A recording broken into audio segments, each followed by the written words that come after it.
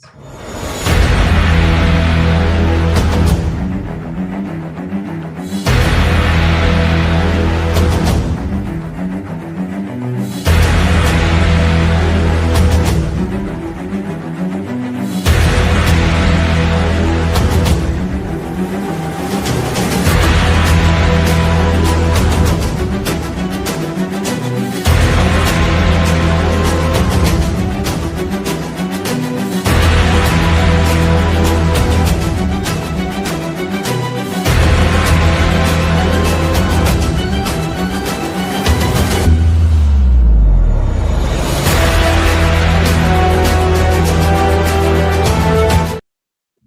I'm pretty impressed with myself with that.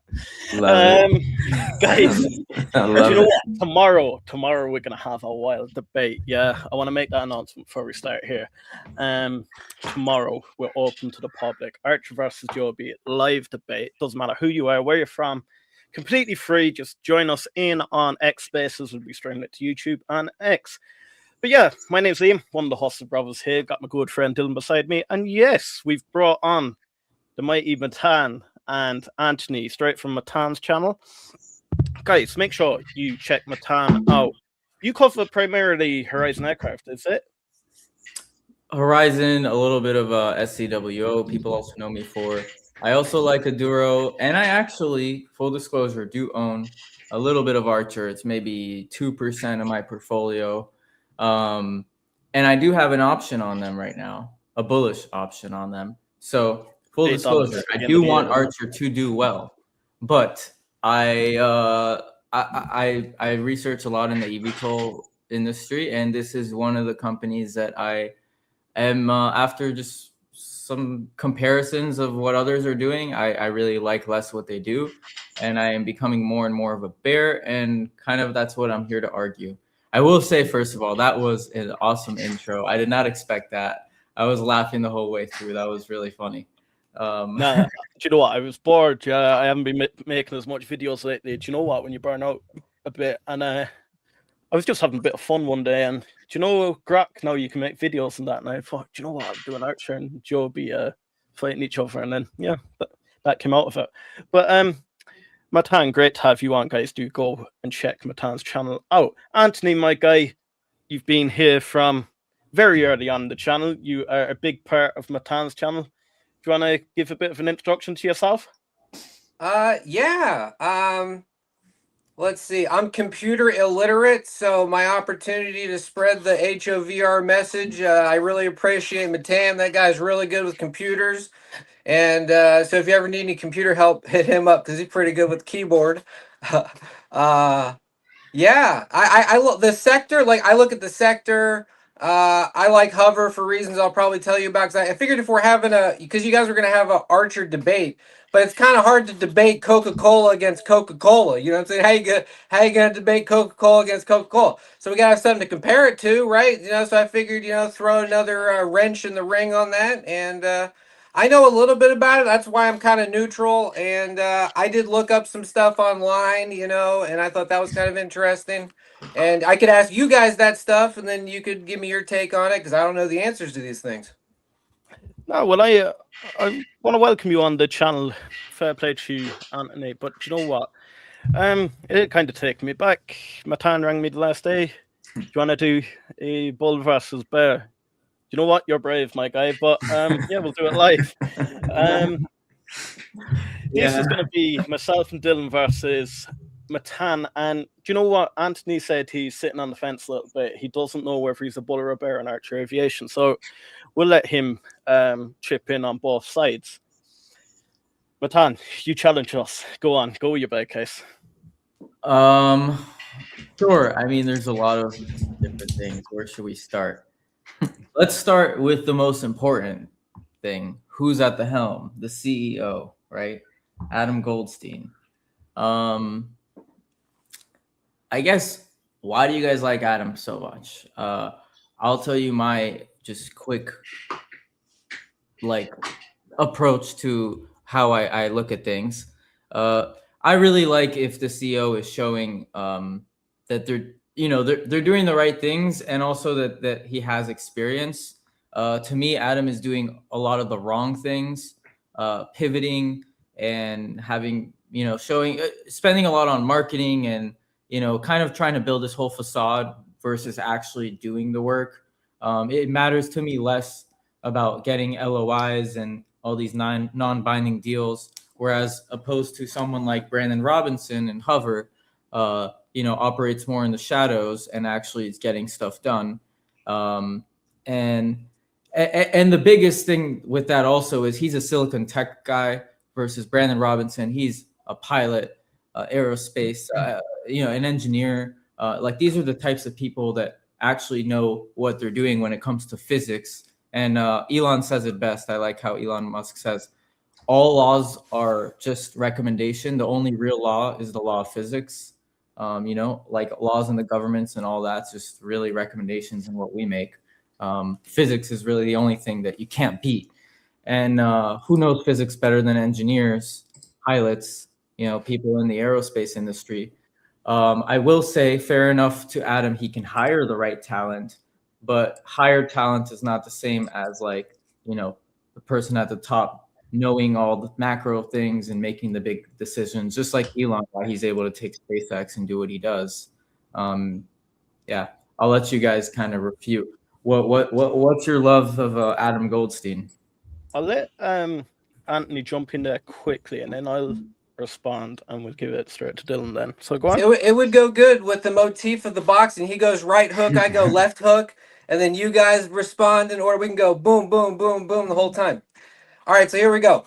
Yeah, I did a little similar to what he said. Adam Goldstein was going to University of Florida and NYU Stern 2005 there to finishing that up. Then we got Cedar Hill Capital Partners 05 to 09. We got Plural Investments 2011 to 19. And then we got Meta Lane Capital Partners 2011 to 2012. And then we got Adecco Group sold the the tech recruitment platforms. We got a tech recruitment platform now that he sold, and he was doing that from 12 to 19, and then boom, Archer Aviation. So and kind of, it was funny you mentioned that thing about the holding the cards to the chest earlier before we got on, because I was thinking, like in life, sometimes you got to play the man, and sometimes you got to play the cards, and in the stock market, these CEOs and companies, they're the ones manifesting the cards. They're like showing us what the cards are. So it's to a certain degree, until these things are certified, flying, manufacturing certified, making money, to a certain degree, all of these companies are on a gradient scale of tinfoil hats and believing and so forth. So certain things are more tinfoil hat than others, but to a certain degree, there is prediction in everything. There is educated deduction in everything. So I'm just kind of like, okay, like they do a press release, that's the ace of spades. They do another press release, that's the 10 of diamonds. So they're dishing out the cards. All we can do is play the man. And just like Matan was saying, Brandon Robinson, they're reverse engineering backwards from what the user needs out with all of their hundreds of years collectively of knowledge in aerospace, military, etc. So I'm like, which one do I like? It's sure there's a little bit of a longer timeline, but if I knew the horse was like good, last race of the day, I'm cool with waiting. I'm cool with waiting a year for Hover, 2 years for Hover. I'm cool with that. Thank you. Yep, all good. So, really, are we comparing it to Brandon? We compare bullish on Adam Goldstein. What I'll say is, if we compare it, or if we just say bullish on Adam Goldstein, well, I will always back someone that can frown enough and can bring the company all the way to 5.99 billion. If we compare it, look, I have nothing against Brandon. Anything Brandon does, I'm bullish on Horizon Aircraft.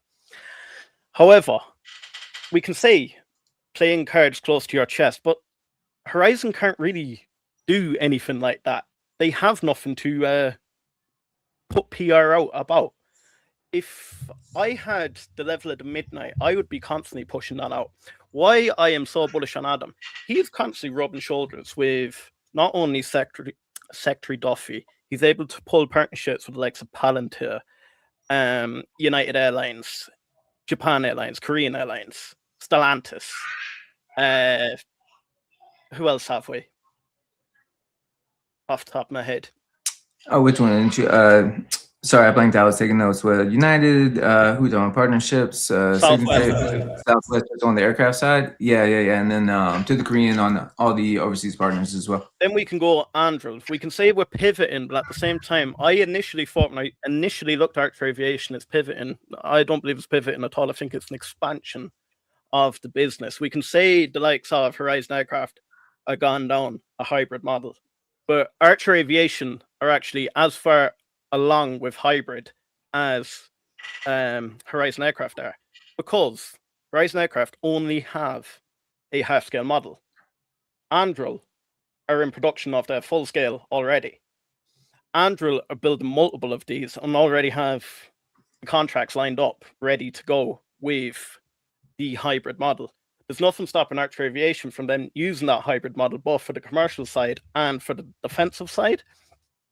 Then we have Adam able to pull in big investors, the likes of Cathie Wood, BlackRock, etc. Adam's, look, he's not only a salesman, but he's able to get things done. So we say the Hawthorne Airport. I wasn't that bullish about the whole Hawthorne project when it first started. But at the same time, again, if we compare it to Brandon Robinson, this whole Hawthorne project is what? Triple the market cap of Horizon Aircraft and already profitable. So that already is a bigger business than Horizon Aircraft and profitable at the moment. We then have a business pushing out the powertrain out to Andros. They're doing the Omen drone. So we can say, yes, you have the Cavra X5 and you can push the Cavra X5, but are you going to go up against Anduril? Then you're comparing two businesses against each other, and then are you going to be bearish on Anduril? I'd highly recommend not. I think a better comparison would be Joby Aviation if we were going to go down this route and going down the factor job. And I really admire what Brandon Robinson is doing. However, he is in such early doors at the moment, I wouldn't even compare it to what Adam Goldstein has done. We'll go to Dylan first and then we'll come back. Thank you. And just to be transparent, even though I've been on eVTOL Weekly, this is my first really debate. So if I sound a little bit nervous or quick talking, I'll try to keep the pace slow and calm the words down. But why am I a fan of Adam Goldstein? There's a lot for me to be a fan of on a very corny level. University of Gator, a lot of family history there. So that's just on a corny level perspective. And I enjoyed the college that this man went to. When we speak about Adam as a CEO of the company, he's been shown to be proven to, in the past, make successful business decisions and to be able to make lucrative sales and have the opportunity to start this venture of Archer Aviation. About how he may not be as aviation in his blood as some of the other engineers and owners of these companies, but still, again, for him as a sci-fi kid, there was still always this kind of burning passion in him that maybe there was this futuristic landscape that he could be a part of and also help shape and create. Yeah, so when we talk about bringing in talent, the kind of two different ways to look at this, a lot can speak on vertical integration and look at Elon and Peter Beck. I think those are great examples of two fantastic individuals with fantastic brains who have had the ability to both figure out how to operate both the engineering side of a business as well as the business side of a business. And to me, with Adam, he's a businessman. And I'm okay with him bringing in top-tier talent and top-tier engineering to oversee those projects and not have to be micromanaged and feel as if he has to then become an engineer to be able to find a successful route to creating an aircraft sales platform and continuing to build out Archer Aviation as the industry above just a air taxi network. So with Adam, also, I appreciate how forward thinking he is. So if you go back to 2023, he was actually the first to be in contact with UAE. So prior to other competitors in the industry, he was basically the one to first get the UAE on board with bringing the eVTOL networks into their ecosystem. And when we talk about Adam with PR, I think, as the retail investors, maybe we've tapped in more to Adam in the past year and a half or so. He still, was kind of nose ground as they were doing 80% model with Maker. So now that he does have a full scale and is looking towards his VTOL, this is an emerging industry. And I think to be able to have this be a profitable TAM into the TAM that is being projected for the 2030s and the 2040s, you are going to have spokesmen out that are telling basically the world that this is an industry that is coming and this is a mode of travel that we will be able to take one day. He's also very transparent in saying that he does not expect there to be a high revenue with inside just the OEM, the air taxi network, really for a decade, if not 2 decades. So I see him as somebody, as a CEO, that has pivoted his business model. And for that, I'm actually okay with. Sometimes I can be a little bit confused as we take the pivot. So when we go to the, I believe it was Q3 24 call, he announced Archer Defense. Again, for the predominant eVTOL players, that was one of the first really defense. Not only did he create Archer Defense, he created the Archer Defense business unit, which was comprised of about 7 retired Army generals, as well as some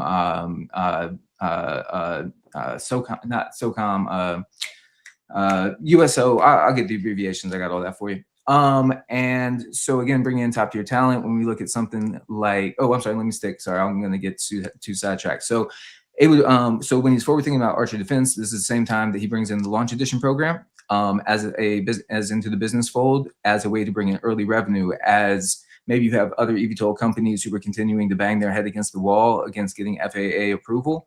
In my eyes, Adam saw that he had a viable product that could come to market in the next, say, year to 2 years, and he wasn't going to let the FAA approval deny him and his business that opportunity.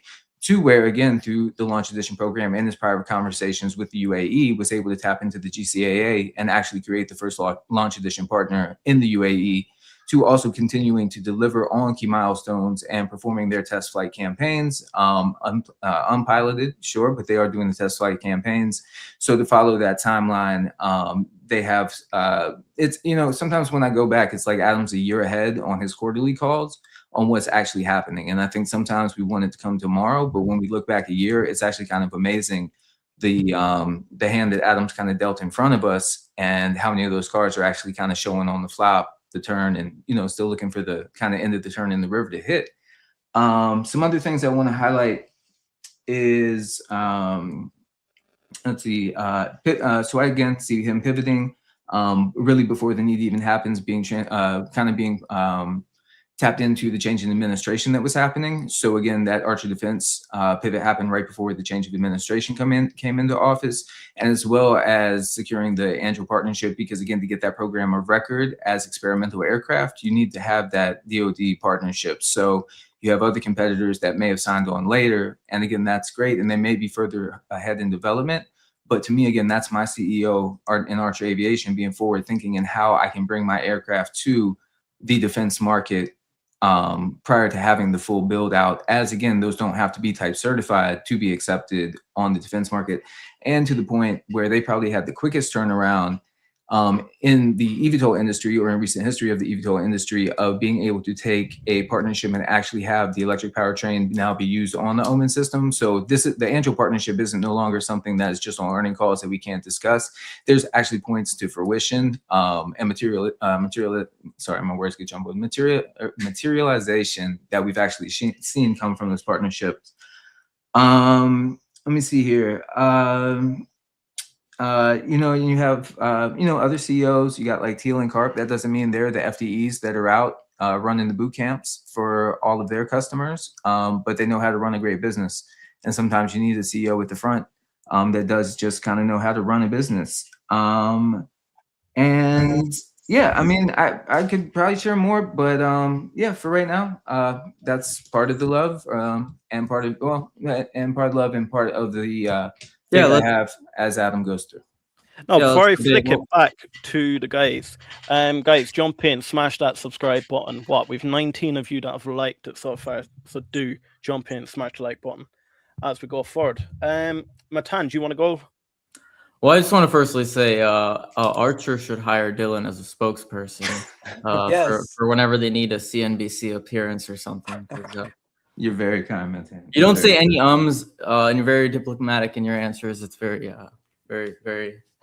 So I feel like we're on a news channel here. So you're really kind.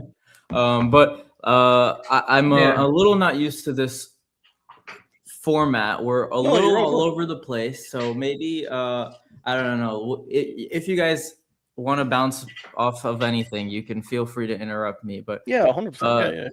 Generally speaking, let me see. How do I even respond? There are so many different points here. I got a lot of love. You get your wits wrapped. You get your wits wrapped. That's why I say something. Wait, real quick. There was a great point here by Vast CNC that if we're talking about the foundation, we should also mention Brett Adcock, which is also a big part of speaking of what all is being done. A lot of it has been Adam Goldstein, but Liam mentioned the fact that bringing it to a $5+ billion company, I think a lot of that was also Brett, really. And Brett is like the person building the thing. He's more the walls, I feel like, and Adam's more the jobs here. But I still, the fact that Brett kind of is not involved so much anymore, obviously because he's building the whole humanoid robots thing. I mean, the money was made there. The stock is kind of priced to perfection. I guess if we can pivot to that, like, what do you think of the fact that, we're really priced to perfection? It's very high. I mean, what really is I know you spoke briefly about the TAM, which is a whole nother debate. I don't know if I really agree with Morgan Stanley's $1.9 trillion TAM. 2030 is 125 billion. That seems a little more reasonable. It's obviously broken down into many sectors, but like you also mentioned, that Adam is very transparent on the fact that it's 10 to 20 years out for actual taxing people. And I kind of agree to that. I think it's really the last in line. I think first in line is going to be more military, medvac, cargo. Spoken about this before. But other, pretty much almost anything else. That's like the last thing to happen. And then I've also seen him say, even when it happens, it's going to be a slow pivot. New York City won't just go from 0 to 200 or 1,000 of these in the air. They're going to go from like 10 to 20 to 50. It's going to be a very slow transition for the public to accept this. And so I think basically almost all the other competition, like Joby even, and all the other ones are much better, well positioned for those specific industries. Whereas Archer was going really after, urban air mobility, even, soon the Olympics, they're promising that, which I will not be surprised to hear if they lose that partnership and Joby actually gets that partnership instead. But let's see what comes out of that. And let's see what comes out of all the partnerships. Speaking of partnerships, before you mentioned Anduril, Stellantis, Palantir, United Airlines. I'm not too sure what actually comes out of them. Yesterday, speaking to Brandon Robinson, he explained very well that the partnerships are more about, parts and building the relationship in developing the thing, right? So I don't know. Archer is more vertically integrated than Hover. But for example, with Hover, they're not going to be building the thing. They're building the design, and another company like MT Propeller is going to be building the propeller, right? So what is United Airlines, Stellantis? What are those partnerships about?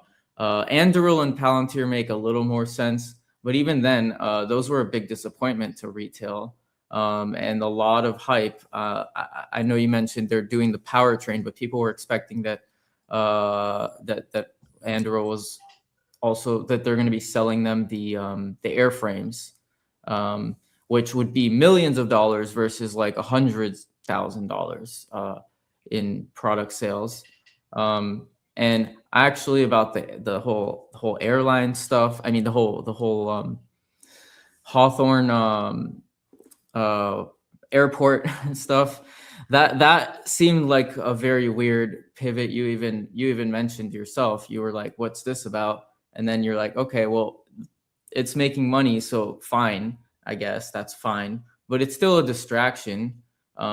You know, I saw what Adam Goldstein. I actually looked up today what he said about that, and primarily two reasons I found from that. One, connection to people nearby. He's got SpaceX and a bunch of other really awesome companies in nearby, whatever, may be valuable, but you could have just bought an office. You didn't need a whole airport.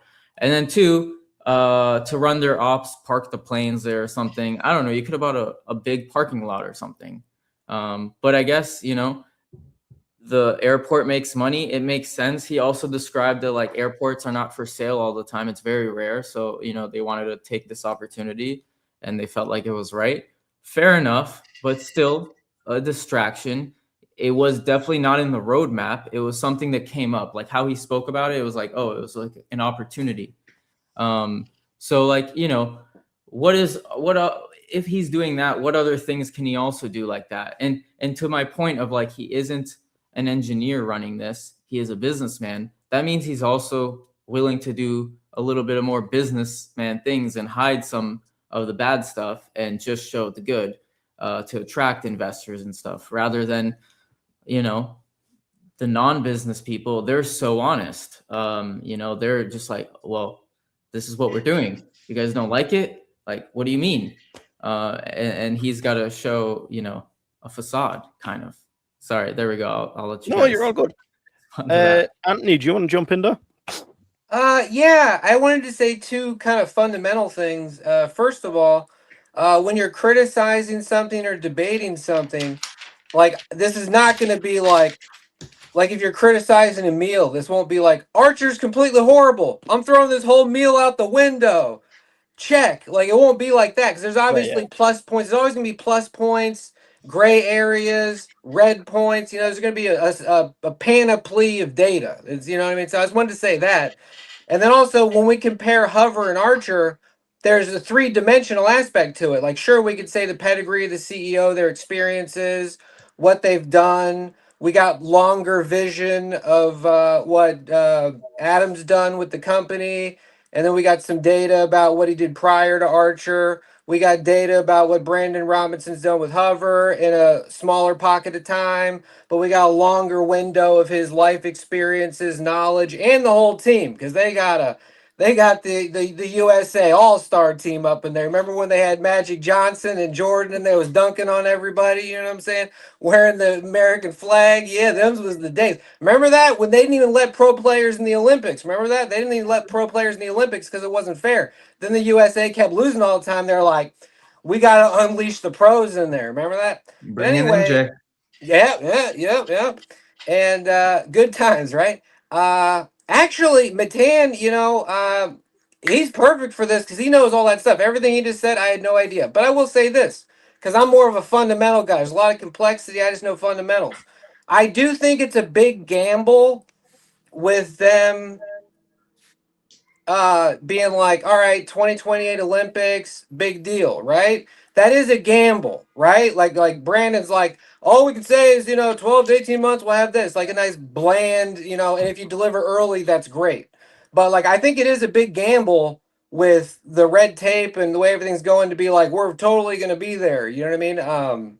I think that is a gamble. You know what I mean? And that might not be, you know, looked upon as like awesome if the, you know, it's just like, you know, so that's the one thing I'll say. And then I did have a question because you guys know a lot. I remember I saw something online. People were like talking about painting the Midnight. They were like, is that the same craft or like, is it a painted one? There was a white one and a black one. Do you guys know what I'm talking about? Like, and this is my question. How many Midnights do they have? Like 4 of them or something? So are you talking about the ones that they fly or bring to just kind of like conventional shows and such like that? There's Maker was 301 AX, 302 AX is the non-piloted transition. I believe that's in UAE right now. 703 AX is the piloted CTOL version. And tell me if I'm wrong, Liam, but I think they may have a display version that they also and they take just to wrap the, deliveries so on them. yeah, it's like those are just wrap to See, why have a display version facade? You know, like show the real But thing. Horizon have a display Cavra X5 that they're bringing. No, they bring out the real one. Maybe I'm It wrong. actually goes I up. don't know. Yeah. I don't know.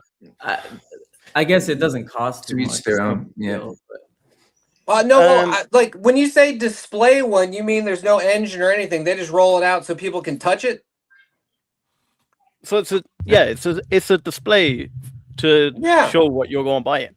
That's fine. How many do they have that actually fly?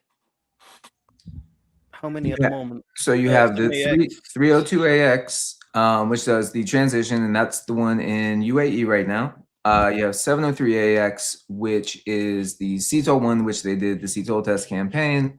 704AX has had their airworthiness criteria, although we have not seen that one in air. And it was 6 in production with 2 in final production, if that's the correct number on the last quarterly call. Okay, neat. So then, real quick about the display version. I really think that says a lot to me. I know it's like a little thing, maybe, but it says a lot in terms of the decision to even do that, right? How you do anything is how you do everything. The fact that they do that, but the transport they're doing other things in the business. Like a full thing with an engine on board is going to be a lot more expensive than just an airframe. Why do they have a ginormous facility that they could use a smaller one? They don't need that big of space. They barely have. So if I could maybe pop in and answer some of that, Matan. Again, I think the reason they have the ARC facility, it's a $65 million.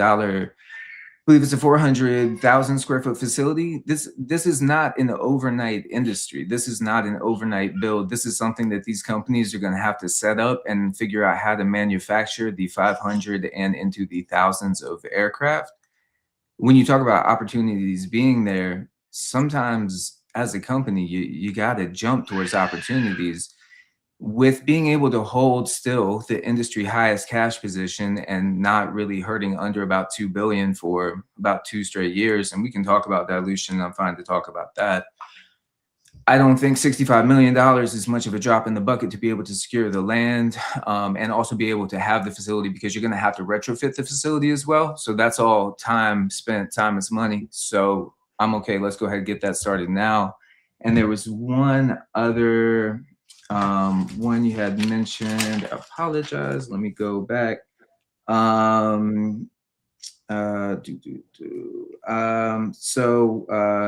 Saying something about Archer. Something about not seeing it till 2028. So with Archer at the Olympics, they're thinking that exclusive partnership might get dropped. One, NBC is a consumer business, so we're going to start seeing canaries, I believe, with NBC. I even called for maybe week 13 through 17 this week on NBC football, if not rolling into next year, where you might see some more spotlights. If you listen to some interviews, the Fallon and NBC collaboration was, again, something that was brought forth by NBC, because NBC and the Olympics, it's a storyline. So again, the NBC is selling a story to get the viewership as well. So this is, NBC puts this on because they want the viewers as well. So as the viewers come and you have Archer in the fold and really as a team member for the Olympics and the Paralympics, I think also outside of Adam being on NBC to promote his product, we're going to see the canary in the coal mines in at least 2 different ways off the top of my head. One, the planned Q3 introduction to service in the UAE. So even if that was delayed into 27, I mean, you're basically giving me a 18-month, almost 2-year window from what has already been guided for flights, either market survey or passenger flights in UAE, to have another 2 years to basically have the exact same aircraft be able to fly in the U.S. airspace. So I think actually what you might be getting at would actually be more towards the FAA timeline and speed in which they can come forth. It's interesting how some other companies have really been in the game for a lot longer and no real tangible progress has been made with the FAA. Now you do have Archer enter the fold, and it does seem like some timelines are being sped up, or you do have some initiatives either through the administration or that just kind of line up where you have other companies that were supposed to enter service in UAE in Q1 who are now entering into service in Q3. You had spoke about, let's see, oh, the Andro and the powertrain. So yeah, definitely appreciate you highlighting that the Omen system does have the Archer powertrain put in. So as that was said, that was a project that came together within 12 months. So just about 1 year for that technology to be integrated into the Omen system. Archer Andro has actually been working a bit longer on designing the actual airframe. So they've been speaking about that being about a 12 to 18 month project to come to fruition. So I think for us, or at least for me as an Archer investor, you know, for a lot of quarterly calls, you were hearing, you know, what's going on with Archer Defense, and Adam say, oh, we can't say much, we can't say much. And it was really being the bear case for me, where it's like, bro, like if you got something with Andrew, like what's going on? Tell it, you know, what are you working on with deliveries? And he would speak about you can't really just slap a hybrid powertrain on a eVTOL and have that be a proper military use case. So as I was looking forward to hearing or seeing further progression in the true eVTOL aircraft or airframe that was going to be sold to Andrew for the $5 million clip, being able to see that they've actually pumped out another collaboration and project with Andrew, to me just deepens the strength of the ability to deliver on the projects. And if Andrew is happy with what Archer is providing at the moment, I would see them continuing to want to work with them and keep them as a partner for their eVTOL expeditions going forward. Hawthorne. So, you know, you can look at it two different ways. It can be very short-sighted in saying, why does Archer need an airport today? Again, if you want to look at property and how it's sold in LA, LA property, even homeowner to homeowner, it's very hard to come. There's actually provisional rules depending on how long certain properties have been owned and basically how the turnover of those sales go. Just feel free to Google a home in LA for $126 million and see what you can get. Hey, it's a beautiful home. You're going to be hanging off the side of the cliff. You got a cliff, you got an infinity pool, and you got 3 stories of some gutted out model to do what you want with, put some art in there. Or 3 miles away from LAX, you can pick up Hawthorne Airport, which is flies in Class B airspace and has an active FAA tower and completely aligns with the Palantir partnership and developing a new ATC system, which again, I am looking to hear more and more on how Palantir is working with Archer and how Archer is working with Palantir to integrate that in. But if you think about it, if something was to progress where the lower altitude flights, because again, Archer has proven out that they can fly to 10,000 feet, but your optimal flight height for air taxi is going to be 500 to 1,500 feet in the air, and your optimal speed is going to be 120 miles per hour. So basically that's fitting well within the CTOL test campaign so far. And granted, we're waiting for the VTOL, but that's been said that's coming Q1 of this next year. So patiently waiting on that. And, you know, again, when you were talking about kind of market or something, and sorry, I'm trying to write the notes down so I do hit on exactly what you said, Matan, and not paraphrase it. The market, they don't like confusion. You know, that's something I've learned as a retail investor. And I think when the Hawthorne news was announced, I think that did send the market into a bit of confusion over kind of, hey, what is Archer? What are they doing? Like, what's going on here? And the whole Q&A, it really spun away from learning about piloted VTOL and was really focused on Hawthorne to allow, again, those analysts, the Raymond James and, you know, Amit Dow and all of them that follow the industry, to be able, I guess, then to lock in, because they were probably confused on that as well. One thing that I've enjoyed about Archer's chart, though, is, again, it's selling at about a 3.5 times price to book ratio. You have other eVTOL companies that are selling at a 15:1 price to book ratio. I kind of joked on X where if Archer stock was to drop about 60%, they could basically just buy their company in cash. So there's not many other companies out there. You have other competitors this year that basically the whole cash rate that they have was made through a $500 million dilution in 2 tranches from a partnership. And that's basically almost the full cash position they're going to carry into the next year. Whereas Archer, yes, we've done dilution, but there's been a strong outside of the fib dip on the earnings call. There's been strong consolidation in the kind of $7 and $8 range. So for me on the technical side, and so basically lining up technical to what company is doing, I don't see anything moving backwards in the company as we prepare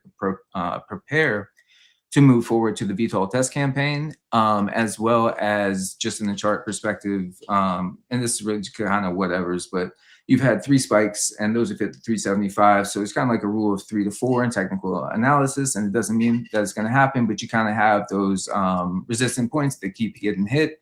And eventually those resistance get hit to support. I think at Archer's market cap, you definitely have the $2 billion of liquidity that you can pull right out, which, depending on the close, I think, let's say they're around $6 billion. I know you can't liquidate an MOU, but I think, Matan, some of you were saying, they're about the sale of the aircraft right now because they realize being profitable in an air taxi network isn't going to come until 2035, 2040. And, as we get more information on what the ATC system will be, our other eVTOL OEM operator is going to be working off of a, trademarked Unlock the Skies, Archer Aviation sort of ATC system. Is that another revenue area of revenue for the business as well? With the last thing with LA, again, Adam said, if we win LA, we can win the world. LA is densely populated. So again, he's proving out a use case. None of these aircraft outside of Hover, credit to Hover, are FICI certified. So right now, if you're going to be operating in like New York, basically fall through spring, you could basically have shut down services on any given day. And to me, that's not a reliable service that I'm going to be calling and thinking about all the time. But if we're starting to really base out our locations in Miami and LA, what it's doing is it's showing the network, because if it's of 20 to 50 of the aircraft, even if it's multiple companies coming in, that they can safely fly over a densely populated area. So again, like Adam says, when we get to the thousandth populated city, is Scottsdale, Arizona, or whatever it might be, less population, it might be less need for the commercial use, but you still have the hospitals and anything like that. So win LA, win the world. You got DeSantis in Florida, who spoke about the eVTOL racetrack from Orlando to Tampa. So now we have the EIPP coming up. So, something that, again, Adam and his presence at the White House, I fully expect for him to want his cities to be in the bid for the EIPP, and ultimately his company to be chosen as one of the, I think it's going to be up to about 5 companies chosen for the EIPP. So I think his relationship with the administration and forward thinking into the populated cities that could be chosen, and for the warm weather and be able to actually fly all year. And then, to the Southwest partnerships and the United partnerships and all that, it's going to be sale of aircraft. And then, so they make their money off sale of aircraft and maintenance and MROs and such like that. So it's really then, then it's on United, it's their aircraft to do what they want. Oh, and just one last thing. One last thing. And then I think we are, years away from having these be a privately owned, like eVTOL, like me going out and buying one. It's going to take years to get to the scale of that. But maybe just to wrap it back around, that's why you have a 400,000 square foot manufacturing facility that maybe not fully operational today, but you already got it in the bag for 2030. Thank you so much for that, Dylan. Then I'm going to jump in. What I'll do first, I'll address Anthony's statement that the Olympics is a gamble. So the Olympics is 30 months away. Archer have 1.8 billion in cash. You're extremely bullish on a company that has 12 to 18 months of cash runway left to get to the full scale demonstrator without diluting. So that's business kaput once the 12 to 18 months over. I believe that is a much bigger gamble than Archer losing their partnership in 30 months' time. If I could just pop, I'm so sorry, Liam, and I was just going to say to Anthony, I'm so sorry for the rant. I'm sorry to cut you off, and won't do it to anybody else. But wouldn't you take that gamble? That's all I had. Sorry, I meant to rebuttal to you, Anthony. But I'm sorry, Liam, to cut you off in the middle of you. Go. I'm sorry. Yeah. Then I've had a bit of a thought about the display models. So, isn't it much cheaper and smarter to bring a display model with you to different conferences, rather than Horizon Aircraft bring the half scale with them to their conference. So then what? You're at a 3-day conference and what? It could be a day traveling in between. So then 4 days, you're now no longer able to have a test flight campaign because you've brought your demonstrator with you. So there's no test flights going on. Whereas Archer Aviation can use their model to actually fly while conferences are going on. Archer Aviation, the airport. So the airport is profitable. I don't think it's a distraction. They have taken the whole business with them. So the business is still going to run the same as it's always run. It's going to maintain profitable. Adam doesn't really have to foresee over it. It gives them the ability that you're so bullish on Horizon Aircraft being able to sell and lease the aircrafts out. That's Archer Aviation's business model now. So Archer Aviation are able to sell the Midnight, but they also own these vertiport hubs. So they're then able to generate revenue again from the aircraft they have sold or leased. So they're able to not only maintain the revenue that they've got from selling the aircraft, they're also able to get revenue from the aircraft after selling that. Then the addressable market, you said that urban air mobility is what Archer are solely relying on. I actually believe Archer Aviation are probably the most diverse of the VTOL companies. They were the first to go into defense.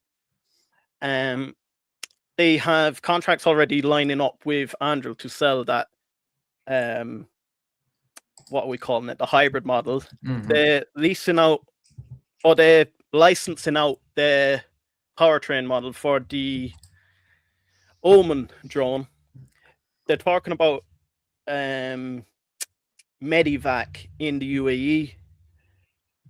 There's so many different avenues. They're on about leasing space in the likes of Hawthorne Airport for other eVTOL providers. Like, there's so much. Even if Archer never flew, they can still make a substantial amount of money. What else did I have? Andrel. So yes, they had that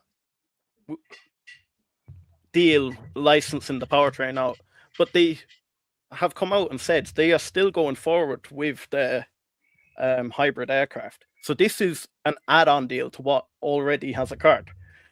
So I think initially retail was confused because when they initially looked at it, they thought, I believe we were going down the hybrid model, and now it looks like we're only doing the powertrains. But no, this is in addition, and they're already talking to more customers about licensing out parts of the Midnight. So I know what I would be backing.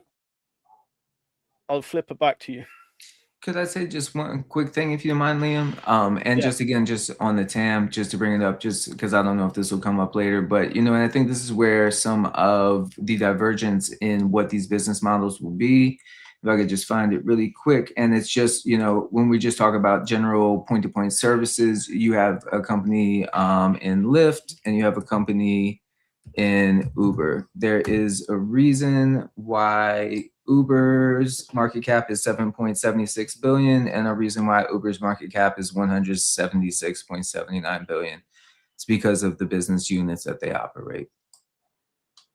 Sorry to cut off. I'll let you speak in a second, Anthony. I just want to say to Mr. T, I've been reading. There's a lot of comments that probably should go over, but there's one here. Nice debate here. Maybe it would be nicer to have it more interactive and shorter interventions. If in the comments you guys can mention what topics do you want us to hear about, and maybe we can stick to a specific niche, because we are talking over a lot of things, and that's why these responses are very long, because we're not sticking to one thing. So maybe if you guys can help us guide what exactly you guys want to hear. And yeah, I'll let Anthony go here, but I also want to highlight this one other comment that I really like. I thought was funny. Where was it? This is like Enron versus Theranos, Ross Nolan. I thought that Ross was really Nolan, funny. I need to debate you, my guy, because you seem like a bit of a clown. But yeah, I need to debate you, my guy. I No, did. he does give me some abuse in the comments some days. So Ross Nolan, I I think did. I half the did. time you're I right. did think of something bullish about Archer, which I will mention. I just want to circle back to something you said, Liam. Um, I don't think we can compare certain things, like I said, regarding hover and Archer. Like you can say, what do they only got? The X5, they pull that out, but we got the demonstrator without the engine they can touch, and then we got the multiple. It's just, these guys went around the track a couple more times, and then, hovers out the starting gate a little bit more. So I think that comparison's not totally equilibriumed out, but I get what you're saying. Um, and the other thing too is like Tesla used to be $1. Like, you know what I mean? Like back then, I was like, yeah, who's gonna use that? Like, you mean like not go to the gas station? Like whatever. Like, but the people that loaded up on $1, they did pretty good. And so it's kind of like we can't say like hover dudes are banking on Bombardier and that's why they're doing it. I'm just banking on the program. Like it's gonna work out. Like every time hover goes up a penny, I got $500, right? So it's like I'm cool with that. You know what I'm I saying? think I think why we're comparing it though is essentially the design and the end product is vastly different than what we have here. And someone else was mentioning, why are we even comparing Archer and to hover? We should be comparing it to Joby, which is a fair argument, but they're quite similar. And even though I do like Joby, we like hover because of like what Vasti and C says here. We should talk about the rear rotor drag penalty for Archer's design, which hover does not have, and Joby actually still does have. They have the same problem that Archer has, and that's one of the main. Well, that plus other reasons we won't get into. But let's talk about that. He wants to know about that. What is your guys' argument on that? can I just finish? Can I That's a just finish big what I was gonna deal. say? Yeah, go for it. Thank you. Because I haven't told my bull point on Archer yet. But just the last thing on hover, like they know how to build airplanes. They got Kirk. Building an airplane is simple. They fly. If you listen to Brandon, if you were to walk into the hangar right now, we're firing up the fans. We're just firing up, scaling them out, fire them, push the pounds. They got the push the pounds up. We're good. Throw it all together. Game over. Right. And then it all just comes. You just have to wait. That's all. It's very simple. Like the beauty of it is it's a very simple plan. I like simple. But I thought of something with Duffy and Trump and all that stuff. Like there's no cock blocking. You know what I mean? Like it's all in Archer's court. You know what I mean? Like there's no like they're like we're gonna help you guys out. We want to become third dimensional. Trump wants to build more cities and connect rural America and all that stuff. Like the United States government is behind this whole thing, which is great. It's all in their court. They just got to do it. It's bull point. Right. I'm gonna jump in and say, when you go to an airport, yeah, and you get on a conventional jetliner, can you tell me which one is better, an Airbus or a Boeing? And do you really care when you're going from place to place? Good question. Probably many years ago, I didn't care. Now engineering I wise, would you really care? prefer an Airbus just because of all the tragedies that happened with Boeing. But knowing what I know, it's generally safe still, and I'm not gonna not go on a Boeing. Like if I fly to Israel, they only fly in Boeings actually. When you get in an Uber, can you tell me the drag penalty between a Toyota Corolla versus a Tesla Model Y? And do you care? I see what you're getting at, and aerospace I think is very different. But Can I pop in after him, Liam? Yeah.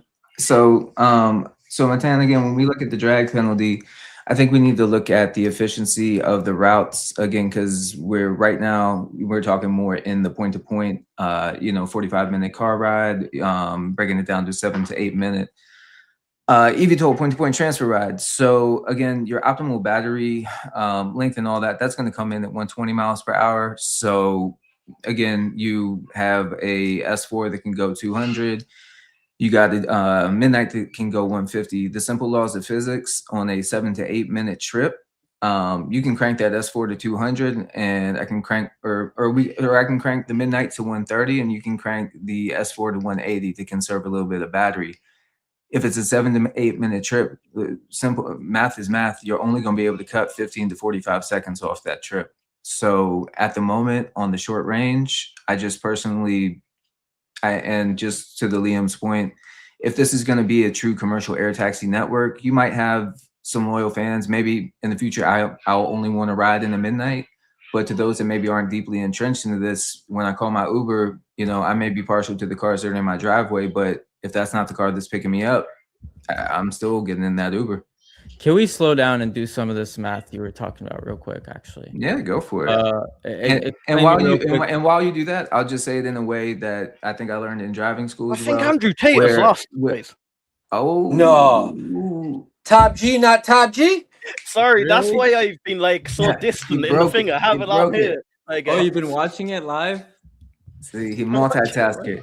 So anyway, I don't know if you've ever heard this thing, but if you're driving like on the highway up to the mall, like 20-minute drive, or if you're in the 35 mile per hour school zone, where just residential roads and stuff like that. If you punch it to 45 for your 5-minute drive, you're literally barely saving any time. The only way you can save time on a road trip is if you're traveling like 4 hours, and instead of doing 60 miles per hour, you're doing 80 miles per hour. And then the caveat of you're not getting pulled over by the police. So if you get pulled over by the police, all that speeding you did is going to negate all that. But if you did any math on the 7 to 8 minute trip, go for it. Okay, but that's just debating speed, right? If you're traveling, let's say, with an Archer 120 versus a hover that can travel 250, let's say double the speed. But you only are going to use 250, obviously, if you're going the 500 miles, not a small, short range, obviously. So I get what you're saying there. But I mean the other math, the numbers of it can only travel how many miles can an Archer travel? How much battery capacity does it have? You can't use it all. You have to let at least 30 to 50%, and before you land the thing and recharge it. Especially if these things are taking humans, their margin of error has to be much more. Like I have a drone, and that thing only lets me, when I get to 20% battery, it forces me to land, basically. Like it really doesn't let you fly. So I imagine, obviously, having humans on board, that number is going to have to be higher. Having a short range really makes it much shorter. You're like we even spoke to Brandon yesterday. Like, we spoke about something like you fly the thing. It also depends, right? The thing takes a lot of battery on the vertical takeoff and landing. And if you're flying it in metropolitan areas, you're going to need a lot more hover time also. Like if you only need to hover or really take off for 5 seconds, it can take a lot of energy really quickly. But if you need it for 30 seconds, your battery capabilities are quite different, and what you need to input out, what you need to output, and how fast and slow and whatever. And all these like different variants like change the whole dynamic of your battery capacity. And I don't think their numbers really make sense for the time being right now. Like someone mentioned, he doesn't know where he doesn't know that Adam said, oh, they're only going to be taxing in like 10 years. I mean, yes, like they're going to be doing other things. Like I don't see them flying this thing anytime soon, flying people around. We'll see what the Olympics come out, but I'll let you guys talk. I don't like going this super long format. I feel like we're a little all over the place. No, you're there's okay. actually a lot of comments that are really interesting. We should really pay some attention to. But you guys don't have to respond to this. That's my response to you. What do you guys want to talk about next? I don't know. Yeah, so if I go onto the hover, it's hard with Archer Aviation at the moment because we haven't seen them demonstrate it with a pilot on board. But if we go across to the S4 Joby Aviation, when you see them so-called hover, they go into vertical flight within 10 seconds, not even 10 seconds. They're on a forward momentum straight after liftoff. These are going to be efficient pathways. It's not like they're going to have to hover for 2-3 minutes waiting for an approach. They're going to have certain time frames. They have to be down at their vertiport. The range is 100 miles. Now, I don't know about you guys, but I don't know any city that is 100 miles long. It'll be True. 5-mile trips as such. And if you want to break that down, if we're saying it can go for 100 miles, what are we going to use? Even 20% of the battery in our flight. Battery doesn't actually worry me at all. I think if we're going for long distance, and it's not that Archer have ever said they're going for long distance, but if they were, they have demonstrated that 55-mile CTOL flight. I'm not saying they won't just do what Beta Technologies are doing with their CTOL Alia and just land CTOL if they're going for that sort of distance.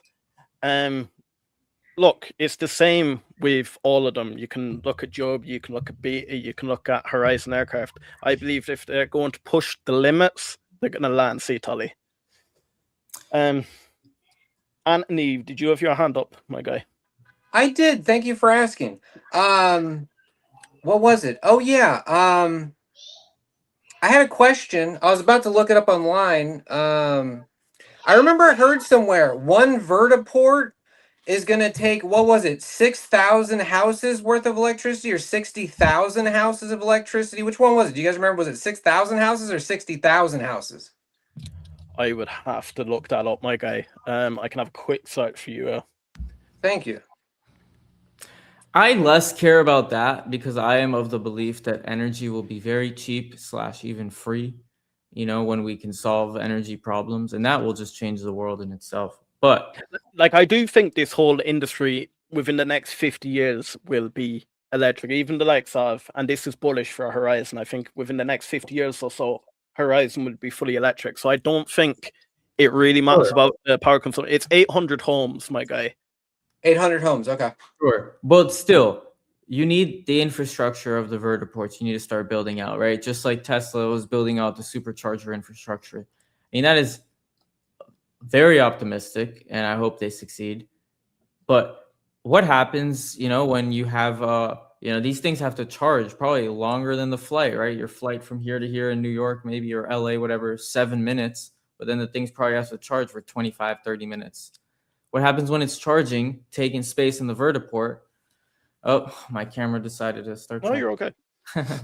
And what happens when it's charging? And then another, you know, you got to stop the entire, delay the entire airline now. Like, I mean, how are these vertiports? I guess they're going to charge. You're going to have a landing place, and then it's going to move a little bit like a car to charge, let other things land, go back, take off.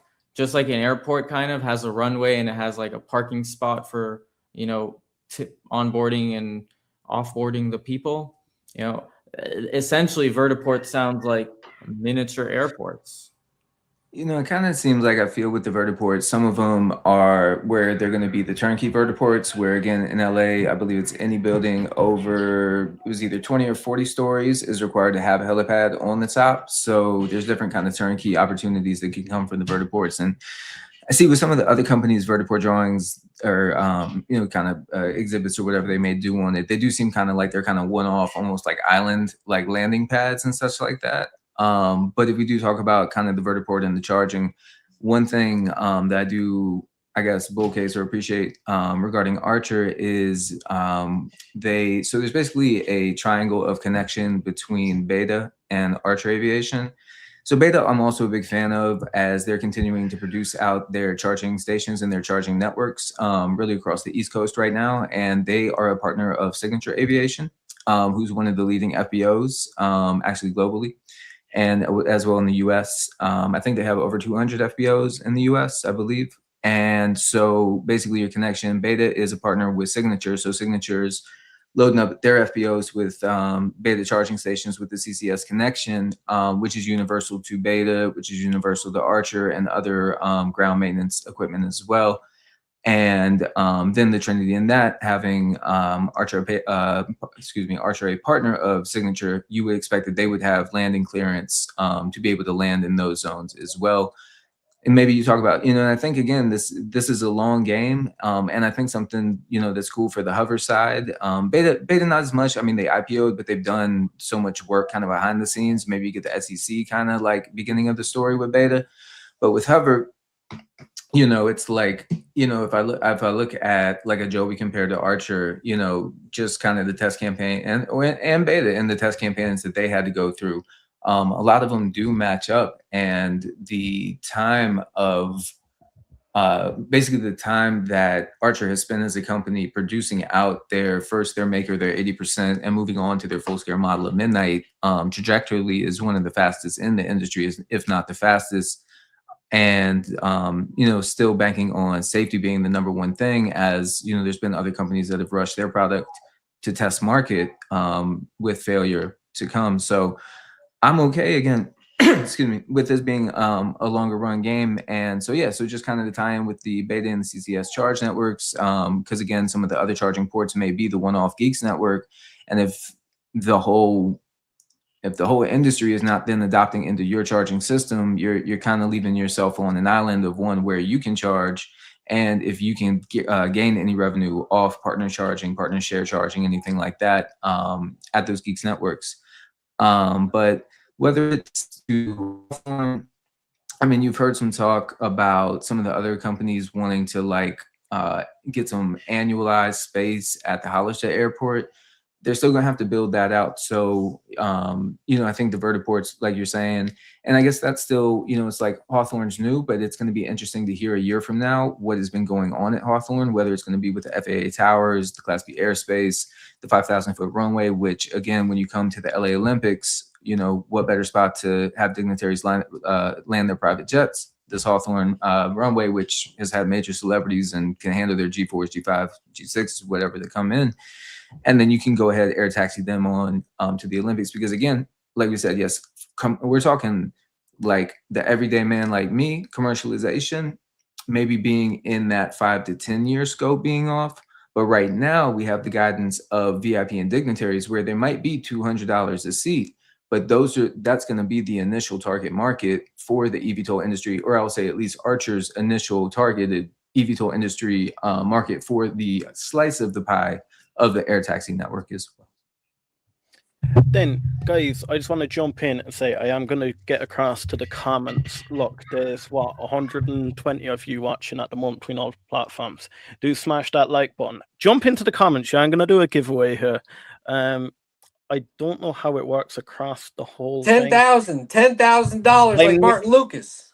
I'm nearly certain I can do a giveaway and it works with Matan's as well. So I can see all comments here, whether it's on Matan's or on our own. So whether you're on Matan's stream, you're on our stream, jump into the comments. Let us know whether you're bullish or bearish on Archer Aviation.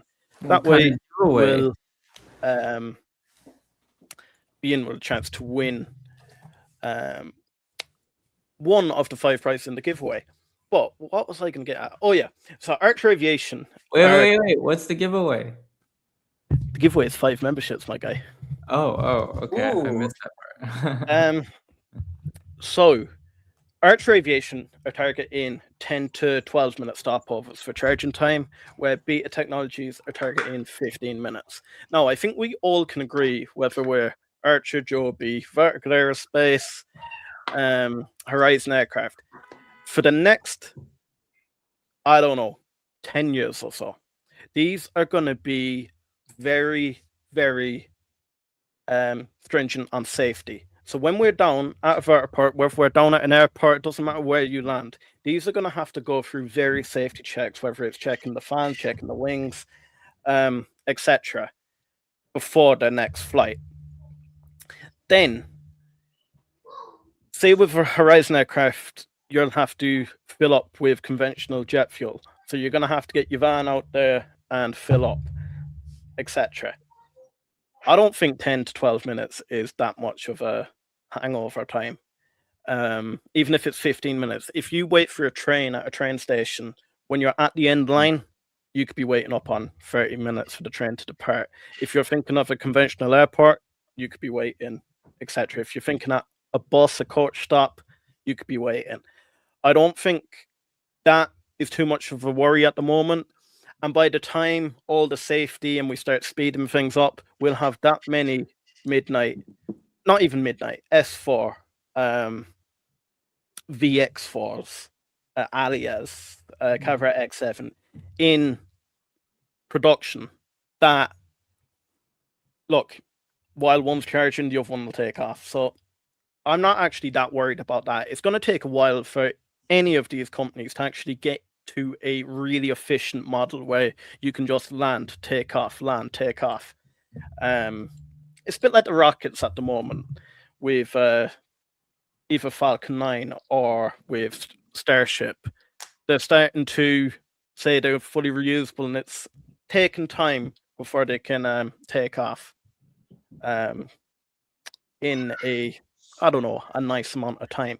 Let me jump into the comments here because everyone is blowing them up now. Everyone's bullish on hover. Look at that. We got one Joby. Big C, really cool. Where can you get the hover hats? Do you know what? Brandon gives them away.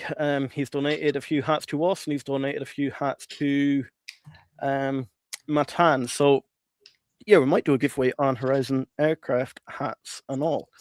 Spiderman says bullish on Horizon. Do you know what? Horizon are a good business. I think I sound like I'm really being bearish on them. What I'm trying to do is I'm bullish on the whole industry, and I'm saying, how can you be bearish on one and be bullish on another? And that's why I'm comparing the two. Big C, I'm super bullish. What are you bullish on, my guy? Eric says bullish on Joby. Ben, bullish, think all companies will be bullish, just they peak at different times. Big focus currently on who's faster rather than what is better. And then longer. And then not to, the hover enthusiasts and fans, I would definitely say, take a look at the timelines that Joby has been on. Take a look at the timelines that Archer is on, that Vertical is on, or, again, we only have really 4 GCAA, the Canada Transport Association, FAA, and I believe one more that are really the primary certification avenues for these aircraft. But for your half scale and then full model testing, I think one of the beautiful things is, as long as everything can hit guidance, and that's a big if, is that these eVTOLs are literally laying out an investable roadmap for certification timelines. And even if you want to stack charts over charts, it might be interesting to see where certain certification pops have brought other market caps or other expansions out for these companies, and then just to timeline your company back as well, or forward, depending on which company anybody's interested in, and then kind of see again as your run and the cash burn rates start to change, and any dilution that starts to come into the industry, come into the company, seeing if those are the ones that are beneficial or that you have seen to be beneficial, or any mergers and acquisitions that take place, any of the companies that we enjoy in the eVTOL space, have those been going with other companies that have been doing the M&As as well. This, I think, started out again probably 5 to 10 years ago with 1,000 players in the industry, and the margins are narrowing. You got great visual companies like Supernal, who all of a sudden it's like you go on their website and doors are shut, like web page doesn't work anymore, and it's kind of like, no, they haven't been acquired, but what's going on with them? So just anything, just nod to the hover where. Again, even as an Archer investor, when I first got into it, maybe I was thinking that Archer and Joby were a little bit more neck to neck in the race of the type certification. And then again, was a little bit thrown off with maybe some of the guidance that was given on the calls when it kind of felt like they were playing in too many sandboxes with the Archer defense, as well as trying to appease GCAA, was still trying to break through the brick wall of the FAA at the same time. But just trying to see, again, are those ways that are going to bring revenue in for the company and start turning these more speculative stocks into revenue making and hopefully profitable companies in the near term future for each individual company. Anthony, go on. Thank you, sir. One thing I realized when we were talking about the charging times and stuff, and most people forget about, hey, Matan, what's Elon Musk call it? The PP touch, right? The PP touch, when you got the plane, and then you got the big tanker in the sky, and then they release that thing. It's the 2 starships. The plan to go to Mars is you take up 2 starships, one with a lot of gas, and then one with the people or the payload. And then you take them up, and then in the middle, of at some point they PP touch. one gives all the gas to the other, it goes to Mars, and then the one that had the gas comes back and lands and does the same mission. What's Yeah, your so point, most Joe? people forget about that. Horizon, they'll be able to gas up in the air. So like they're 500 miles, that could be 1,000. They go the whole country, or another country or whatever, military, loaded up. And I thought of something really interesting too.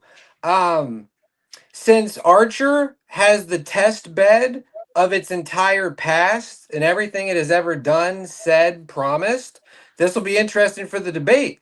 We could ask both of you guys, right? And all the people watching have a lot of knowledge about Archer. Obviously, I don't have a ton, but I know this. We could ask both you guys, what do you not like about Archer? Like, well, like as an investor, what have you felt dicked about? What have you felt overpromised about? What have you felt? Why did they do that? Like, is there anything you could say? Zero. Absolutely love them. They're all saints. You could say that, or you could say I wasn't too keen on this or that. That'd be kind of interesting. What don't you guys like about Archer, Can I or things they've quickly done? show the Horizon PP touch that he's talking about here? Go on. Yeah. This is so right here. Can you guys see the video well? Mm-hmm. All right, that's the Cavaret. There we go. Getting fueled up from another, aircraft. Pretty cool. I mean, I think it's a great model. It's definitely a great model, and something that actually, I was really into the hover design and the inducted fans. And time will tell.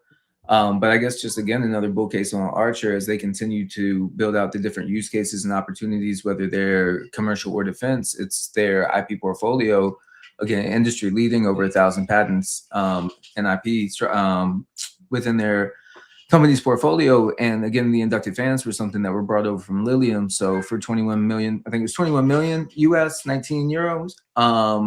Basically, you're able to get $1.5 billion of R&D research and 10 years of the research that came over as well. And just again, just to wrap it back around, without going through the whole list of the people that I do love from Archer Aviation on the board and such, you do have Jeff Bauer. And just to remember that Z-Aero was one of the first. Now I'm losing my tabs, but Z-Aero was, I lost you guys. Z-Aero was one of the first like eVTOL sort of projects that was taking place. It was like back in 2010.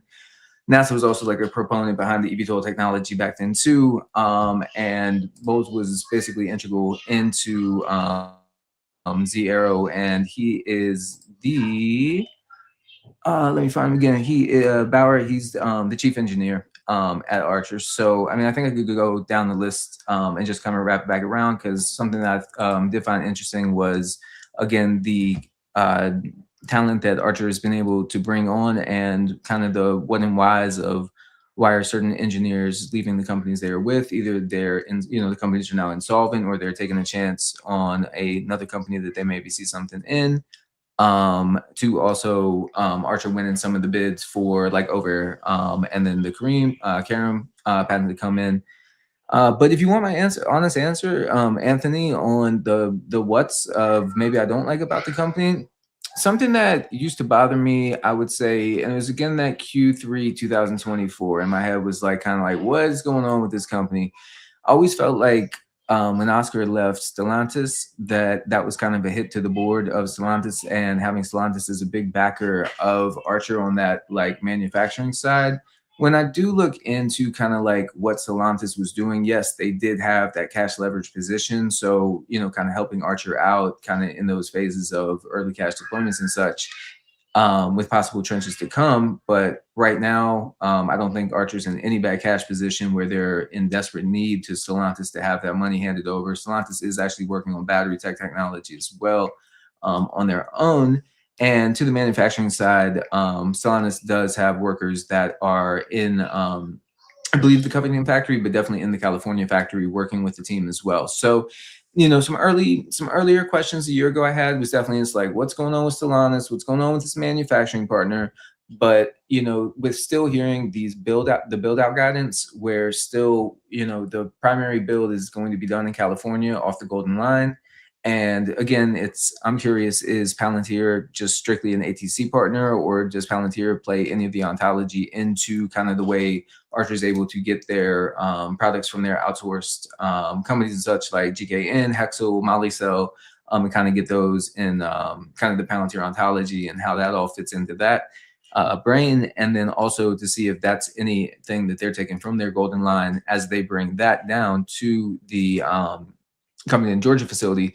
So again, it's like at this stage of build, I don't know if you need the 400 square foot facility, but you have it and you have the time to build that out, but you're not stopping build just because you don't have that facility built out. You're continuing to go through, build the aircraft that you're going to need to present to FAA for type conforming or TIA, and then also being able to have deliveries that will still fall in line. So also kind of in that basket of making sure that Archer can deliver on all the promises where you're going to have the aircraft that can be held for the FAA for type certification, where again, if GCAA is truly going to be one of the first market surveys, being able to have the aircraft to deploy over there, and then also having the aircraft when Andrew calls on those and kind of being able to have that build.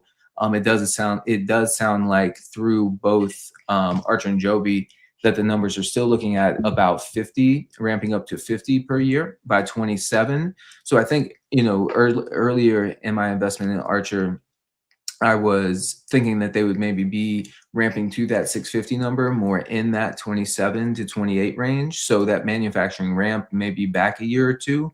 But again, as I hear kind of like the scaled out practicality of what can happen, especially just right off the backs of FAA certification, as opposed to mass producing 1,000 of these aircrafts and then like something doesn't work and then you got to go back to the drawing board and redo that. So the Stellantis thing was a little bit,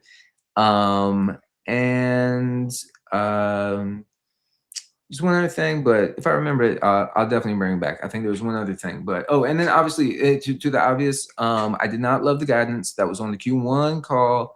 24, I believe, or 25, Q1 25, where they said piloted flight was imminent. And I'll say, I won't speak for all, but I'll say for me as an Archer shareholder, that was definitely sold to me as a piloted VTOL flight. And it said that it was coming in days. A few days came, a few days went. He did his Fallon appearance. I really didn't care. I was like, cool, you're on Fallon. Also, by the way, like nobody really stays up till 1 p.m. So like, I'm sorry, 1 a.m. So like this subset of population that like, I'm actually surprised that the stock ran up that much the next day. Cause I'm like, I don't even think that many retail people stay up till 1 a.m. to watch Fallon and whatever, but stock pumped the next day. And if you took advantage of it, great. But me as a long time holder, that's just when you cheerlead and you're like, okay, it can reach different fib levels. And we're kind of unlocking those parts of the chart as well. But yeah, it was definitely feel like I sold a little bit of that CTOL dream or the VTOL dream, and then to have the 2 weeks come out. But just on the backs of that, just to rebuttal, hearing that Beta did run a full CTOL test campaign, which I've learned in the past, I would say 2 months or so, did give me a little more investor confidence of why a CTOL campaign may be beneficial and to the different use cases, either military or different civilian use cases where you can use a runway to be able to land the aircraft and possibly do some battery conservation as well. And but yeah, the piloted VTOL, that's the big question mark over the head. I no financially advised, but I predict that we will see that within 704AX in the Q1 timeline as guided. And if not, I'll go back to my investment drawing board and see how I feel about what they've done since then. But yeah, those are my kind of question marks still to be answered and stuff. Yeah, and then jumping on from that, yeah, my biggest thing I don't like about Archer Aviation is, no, I follow these every single day, but they confuse me every single day. I can't seem to grip my head around some of the announcements that come out, and it can take 2 to 3 quarters before we can connect the dots. I believe they do something and then tell you about it after. Another thing I really don't like, Adam really going after Joby at the moment. Fair play, look, you can defend yourself against a court case, but it feels like he's jumping on social media and taking shots at Joby and Joe Ben every 2 minutes now. So I think I'd like the CEO to avoid conflict, especially with the front runner in the industry, and just concentrate on that VTOL campaign. Look, this kind of plays into the fact that they did come out in June and say they won't be doing their VTOL envelope until Q4 this year. I found it. I was only about 3 or 4 weeks ago, and I wish Archer were a lot more. I don't know, not even transparent, because it was Archer that actually put that out. But I wish Archer beat the drum a little bit more about that when they do guide for something that is not that favorable. Don't just put it out quickly in the comment section. Look, I want to hear both the good and the bad news. I don't want you to say you've put it out and then have to search through it in the comment section. Now, yes, they have pushed that out to Q1 26, and I do believe they will achieve this. So, look, yeah, my biggest thing is I don't know, I feel like I'm constantly chasing my tail, but I think that's some of the joys of retail investing. I think we can go around all companies and say that, look, we'd be on the board if we knew absolutely everything about the companies. Yeah. How about we just maybe pay some tribute to the comments and read some of the comments here. Also, it's getting a little heated between some folks here. I don't know if you've been reading. Oh, not us. Oh man, I was gonna say not us, Well, Matan. I thought we were hanging in there good with each other. It looks like some of the hover folks are going at it with the Archer folks, but okay. Randy, big shout out, my guy. What's up, Alien. Randy? There's a distinct difference between the erratic and fearful retail investor and the institutes. The institutes know the score and they don't play chicken little drum every day. Okay, my guy. Is Hover hybrid only aircraft? So yeah, Hover is going for hybrid only, but they are open to going for a full electric powertrain once the whole industry sees fit. Now, has Brandon any update on when they would look for hybrid only? But they're open. Well, they're open to transitioning to they're in talks with Zero Avia for what is it called? Hydrogen powered, which would be awesome. But that would be way better than electric. Actually, that's actually something to think about. If that happens, all electric won't be the future. It'll be hydrogen powered, because that's like an order of magnitude, 2-3 orders of magnitude greater than electric, actually. But yeah, there's a lot of comments. Let's continue on. Mr. Tebow, I like what he says here, and I agree with him. What is more likely to 100x? Hover going to 6 billion or Archer going to 800 billion? But we could say the same thing. What's more likely, Archer Aviation going 60 billion or Horizon Aircraft going 7 million? Or one going bankrupt and one succeeding. I mean, it's and for me, if you're looking for a 10x in the stock, the one thing I do like about Hover is, I mean, granted, I don't think they could liquidate probably near $50 million of the $75 million market cap they have now, but they're an eVTOL company that's not trading at $1 billion plus market cap that has demonstrator aircraft as well. So the only one. That's a great point to highlight, though. They're the only one, though. All the other ones that have demonstrated transition flight are easily worth $500 million plus to $1 billion. I'm trying to think, what's the smallest one?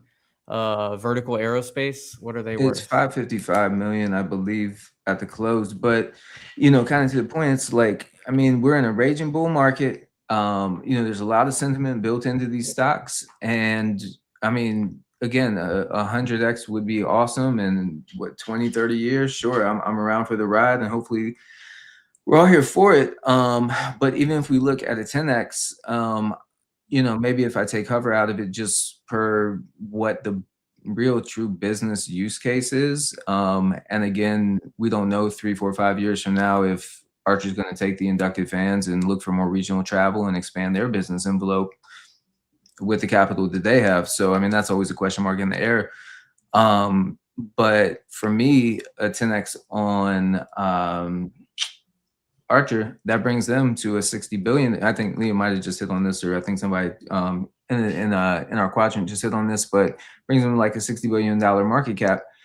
And again, if they're producing sales of aircraft, I mean, there's going to be catalysts that are going to need them to bring that to the $60 billion market cap. But again, if we looked even at the projected TAMs, looking at, like you say, the low range of, I think it was the 125 billion on 2030. I don't think it's crazy to think that Archer could own 30 to 60% of the share of this industry, 30% low end, 70 to 60% higher end. Again, based on And all I the want to different, jump in there as well and yeah, say I don't think it's only the transition that gives value to the business. Like if you look at Archer, all the partnerships across the business with the likes of United Airlines, the likes of Stellantis, I think it all plays into facts. Even if Horizon did go and transition, they still don't have nowhere near the amount of partnerships that Archer Aviation have. They don't have the infrastructure. They don't have the likes of the ARC facility now. They don't have the likes of even Hawthorne Airport. Like Hawthorne They Airport don't need alone to, is bigger. because they don't need to. It's all a facade. They don't need a lot of that. And to the point, why But the even market seems to think they do. like Palantir, right? They're or no, not Palantir. They partnered with Anduril. Anduril releases the Omen. No one knew about it until they released it. They release a product kind of like Apple. Once it's done, they're not telling you we're building this product. We need all this funding. Like Tesla, if Cybertruck was a company in itself, it probably would have failed. Luckily, he has all the other backing of the other cars. But if Cybertruck was a company with all the delays and all the hype, and now they're not actually selling to what they thought, that thing would probably not looking good in numbers, let's just say. But it's just one part of the business, so they can take that risk. I think it comes down to the ultimate use case design that is going to be the just like you said, you don't care if you're in an Airbus or a Boeing. The reason you don't care is not because the company, it's because the aircraft works and they're the same. They work the same. They look the same. They literally quite are the same. All the cars on the road are the same. They have 4 wheels. They all do the same thing. They have windows. They have a roof. But when we first started, it was the Wild West. Cars didn't look the same. Some made them with 3 wheels. Some had they're used to horses, right? You just had one person in the front, 3 in the back. Now it's standard. There's a passenger seat. There's 2 people in the front. There's roofs. Everyone has a roof. There's windows. All these things become standard. And the planes now are all standard. Right now, eVTOL is the Wild West. The ultimate design is not decided and is not standardized. And that's why you have so many companies with all these crazy radical designs. We don't know yet if the typical design is going to be a 5-seater, a 7-seater, a 2-seater. I mean, there's so many different, it's not even just the seats, it's how it looks. Some of these have no wings. Some of them, open blade rotors or the ducted fans, like all these are ultimately big design decisions that will become standard. What is going to be the standard is the big bet, I think. And But yes, jumping Archer can pivot, like you said, and maybe start some ducted fan stuff. But those are big business decisions to be made at the top. And I just don't think I'm not backing Adam Goldstein to make those right decisions. Like the reason I like Brandon Robinson, talking to him also, is like he just seems like he's making the right decisions from the get-go. Everyone's pivoting to hybrid now, right? He was hybrid from the get-go. He decided that. Fiki, right? You said it yourself. No one wants to fly in New York because half the time you can't fly because you're not going to be Fiki certified. Well, then, okay, Archer is going to be only able to serve under the Sunbelt area and very specific markets in, I don't know, Europe or Africa or whatever. Fine. That's a TAM. But, to where's me, the population density? Is it hover in covers Canada, everything. or is the population density along the equator? Well, that's the beauty of this too, that I'd love to speak about. Why even live in a city anymore when you're going to have one of these? You can live far away from the city and fly anywhere, or, transportation will be much cheaper, right? This is going to change the world, just like railroads did, just like cars did before. Moving things, it's not even just people, it's things. It's actually moving cargo and goods. The reason you can't live in an island is because groceries are going to be extremely expensive to fly them over. But once that's extremely cheaper, back then things were extremely expensive. When they made the railroad, instead of days to move things, it would take only hours. And now with trucks and everything, it's we have 1-2 day shipping. I mean, this is crazy at incredible prices, right? Like we didn't know we will get these benefits of 1-day shipping when we first made the railroad, but we knew that it changed a lot of things. And that's the point here. It's going to change a lot of things. I think people will not live in cities anymore. The reason people live in cities is because they need to work there and they need to move to their work. But when they can travel at different speeds at further distances, like you have the subway in what is it called, the bullet train in Japan. If we had that here, I mean, maybe not the But they'll best still have example. to travel to the cities. It'll just create an industrialized city. This is extremely forward looking, but my whole thing with the eVTOL space is it's going to radically change things. The moment we have a new mode of transportation, it always changes the world. Like the reason cities are there is because you're going to bring a big population together. Like with work, you need to bring them all together. So you're still going to have to travel to the city. Whether you live in the city, you don't live in the city. You're still going to have to travel. People work is becoming more remote, more robotic. What work do you need in person?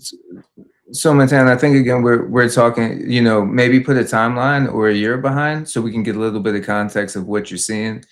It would be great to have hover.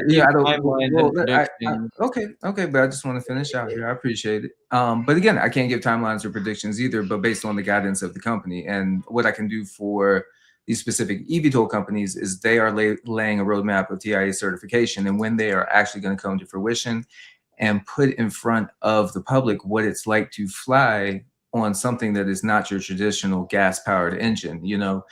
Maybe day one, Hover is able to, get whichever airline they end up getting a partnership with and slapping the logo on, and everybody's just completely fine flying in an inducted air flight, But maybe there's some gradual UAM introduction that allows that, not investor confidence, the literal passenger confidence. And that again, we can go into a forward conversation about autonomous flight and how that has to end up getting there. And it's going to have to first be proven out by the look of the eVTOL being able to do this and then moving forward. And just like you say, with the railways and stuff, the battery technology will get better. If these companies are making revenue and if they're in profit and they want to take their envelope further to regional air mobility, I mean, you can trust or distrust Adam as the CEO that can make that decision. But at this point in time, he's grabbing the IP that may give him the opportunity.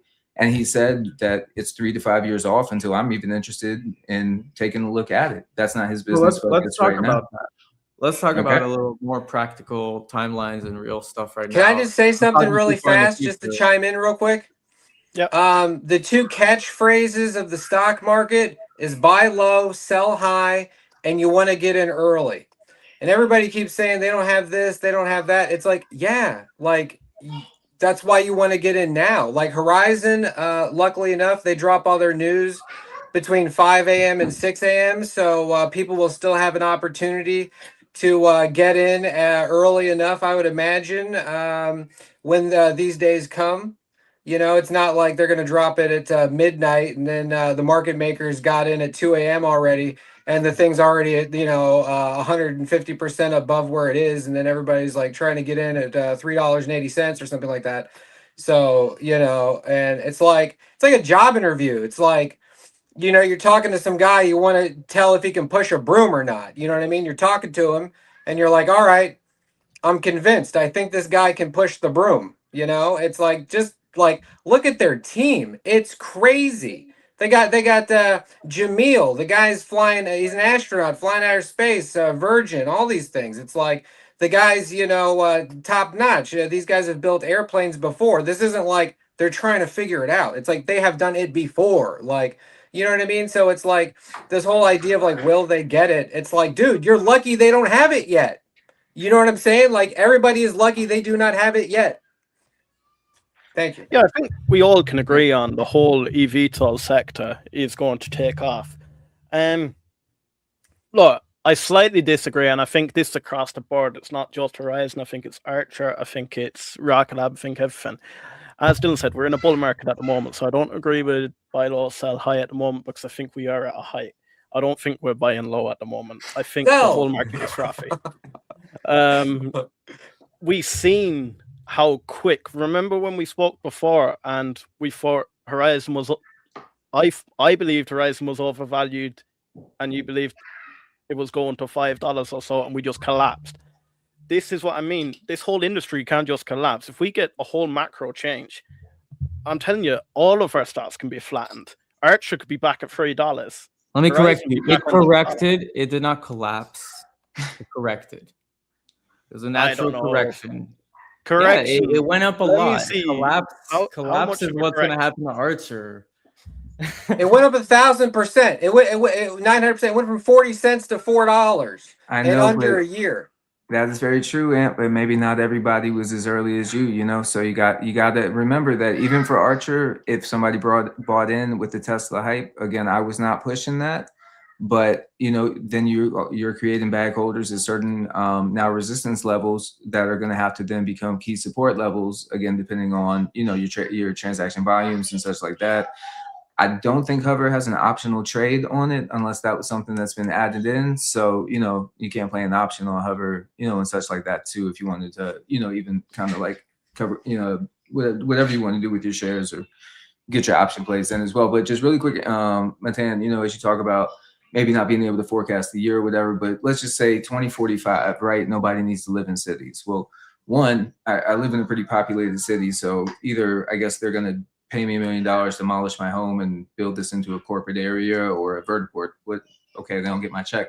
But one thing I was thinking about is, me as I look, maybe to retire, get to the beach in 10, 15 years, whatever it is, you have a lot of that kind of like prime real estate, prime retirement real estate that gets kind of bought up. But now if you have the developments that are 45 minutes inland, but what I would then envision, I'm not talking about tomorrow, I'm not talking about 2030, I'm talking about the 35 and the 40, where inside of your newly developed neighborhood, you may have a helipad vertiport network where they may be running shuttles, 15 minutes every 30 minutes, where then again, that person that's 70 and they want to get out of their 7% mortgage, when it drops down, they can then move further inland, still have the access to the beach, or for people that want to get down there a little bit quicker. And maybe if there's some of the retirees, they're still hanging on to the higher dollar price on their home.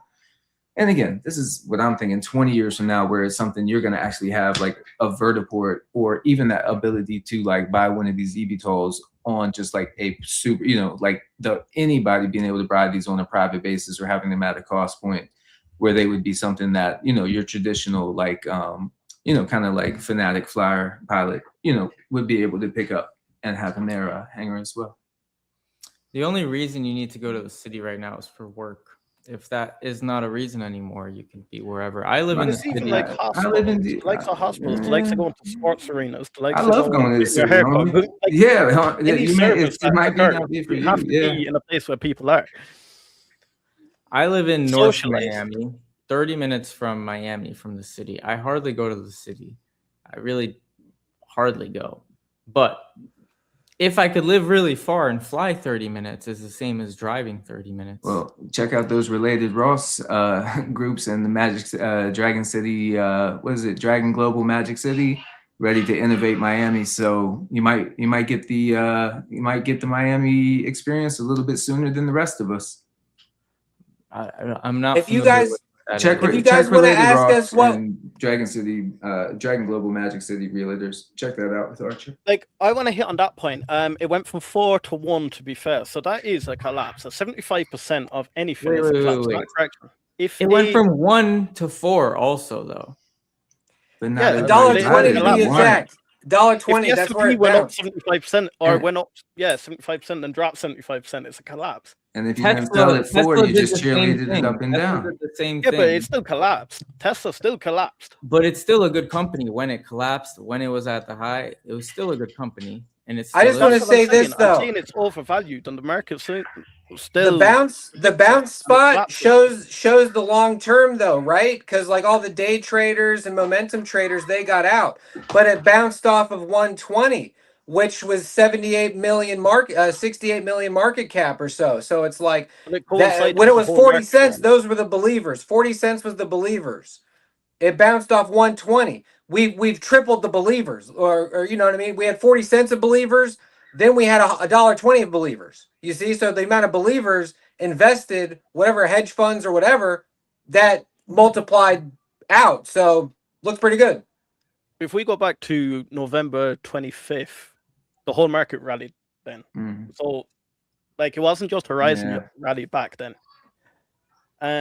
Yeah. That's what I'm saying. It's the I mean, whole macro controls. it rallied actually. The whole market did rally, but it did, if you look at specific dates, it rallied very specifically from May 15th or 13th. I'm forgetting now, which was their transition flight.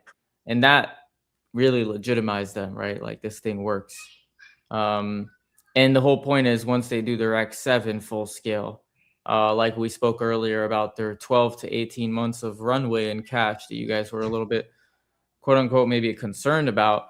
I mean, we're not, because that's what they need. They need those months of runway to build out their full scale. And once they do, just like how their half scale shot the stock up, brought a lot of attention. He started talking a lot more. Brandon was all out there, and this was happening for real.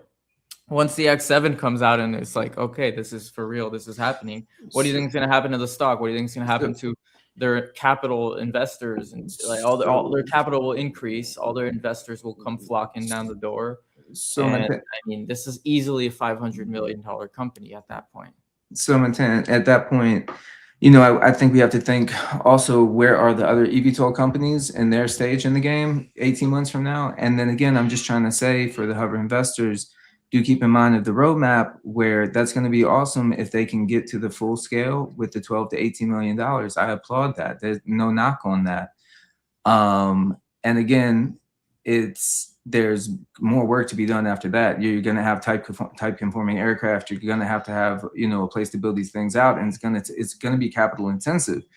I mean, we see with Joby and Archer, I mean, these are two companies that steadily want to hold $1 billion cash balance sheet to be taken seriously by the DoD and further, customers.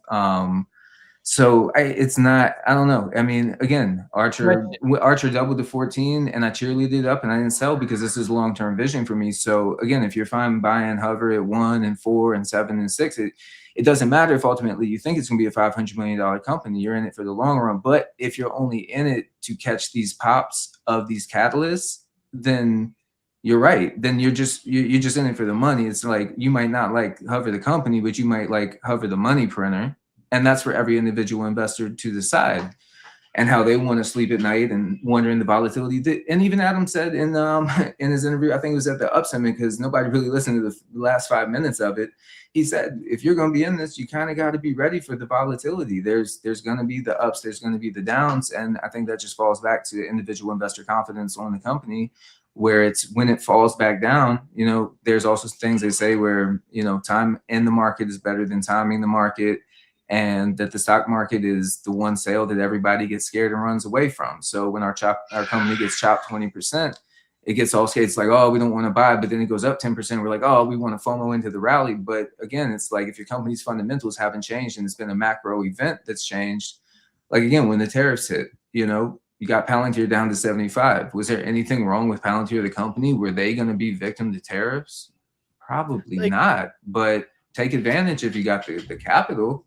If you're extremely bearish on Archer Aviation, I just want to know, you're saying that Horizon wasn't overvalued. So can you explain to me why Horizon should be valued at 200 million? So that is what, double today's market cap, or what?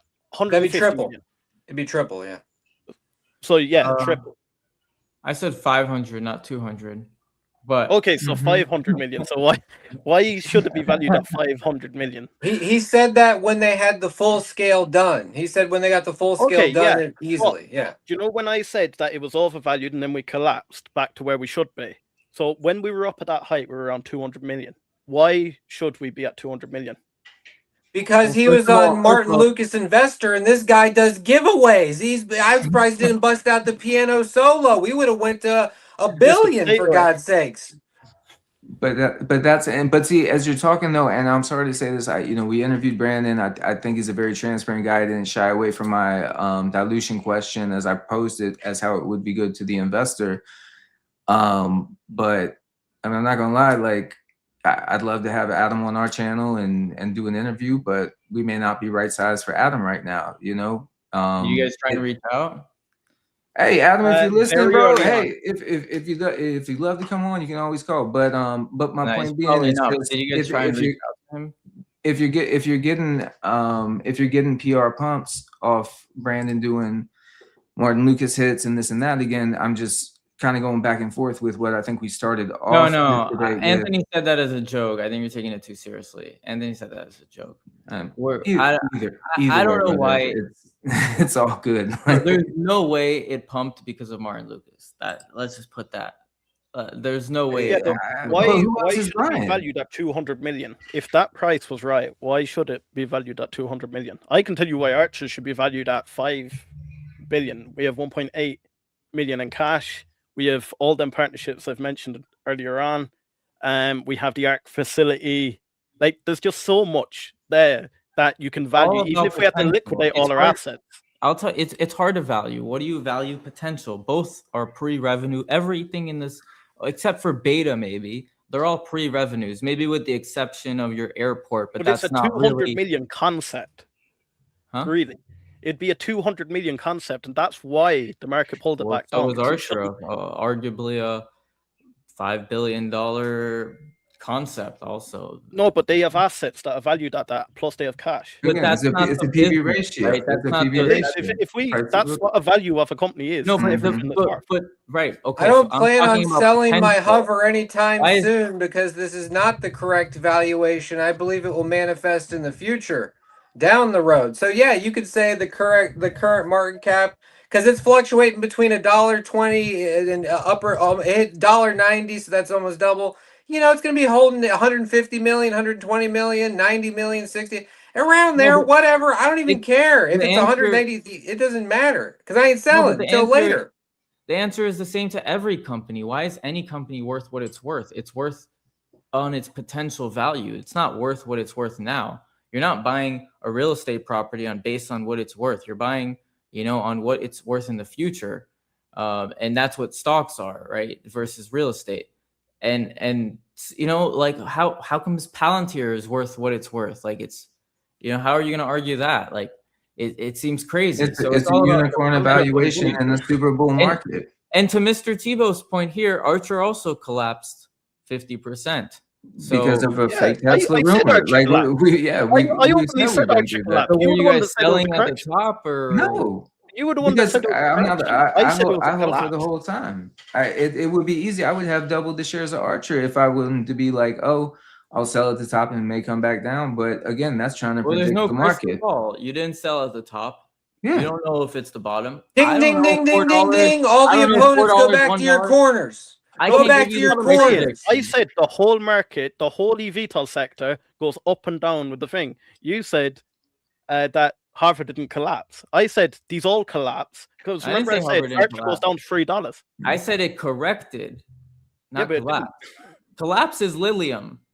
That's a collapse. Collapse. I'm just happy I got my money in hover. is I could be Nikola. blowing it on strippers or something like that right now. So I'm really happy I got it in my portfolio with my hover. I like your thesis. Hallelujah.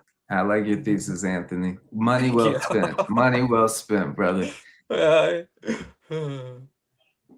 But I mean, at the end of the day, it comes to me to this actually. I ultimately, I'm a shareholder in a company. I own part of the business. Who is running it matters the most to me. That's why I'm a big shareholder in Tesla. Elon is, I think, a genius. I think every decision he makes, as much as people hate him, for the most part, is like 4D chess. And maybe you guys don't like the decisions, but they're good decisions in the macro. He thinks from first principles, and all those same attributes I see with Brandon Robinson. I see with Brian Chesky of Airbnb. This is why I like Airbnb. I don't talk about that too much. I pick specific companies actually based on the founder. I really don't care about subleasing, Airbnbs and stuff. But the founder is a visionary. He's doing things the right way. I like what he's doing. And I see that all those attributes with Brandon Robinson. He really is like the Elon Musk of the space. Jobin as well. I haven't watched too many interviews, and there's not too much online about Jobin. But the little I do know about Jobin also looks pretty good. I just also don't like the design as much, but I have Joby stock. And it comes down to also like not just the person, but also the product they're building, right? So Elon's building a product I believe in. Airbnb is a product I actually believe in. It's whatever. Hover is building a product I believe in, and I think they're doing it better than the competition. And we can argue all the little details and stuff, but it really comes down to like, okay, it's the potential, right? I don't know if it's 200 million, 500 million. These are all just semantics. I can't argue the price. I can't tell you where it's going to be at what time. And that's why all these CEOs also, they don't tell you, right? They can't tell you. They can't make these promises. And I think Adam Goldstein is a little bit on the edge of that, where he's kind of making fake promises. Didn't he say they're going to have 8 aircrafts by end of this year?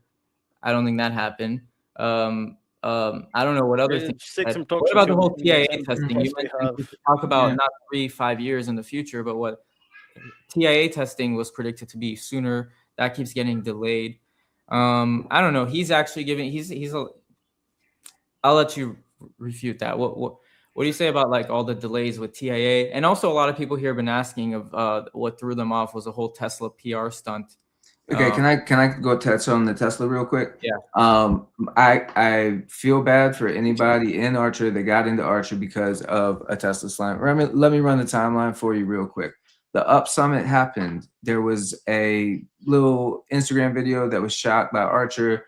There was robo taxis in front of the Midnight, and there was a shot of the ARC logo shining into the robo taxi thing. That's actually not where the big like rumor started. That was just kind of like, oh, maybe one day the robo taxi will take you to the Midnight.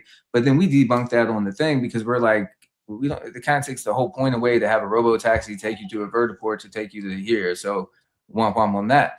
And then, you know, people had the thing where the Tesla was showing the different airports that it was going to take you to and stuff. And we're like, again, that's not connecting into a vertiport or what the business model is.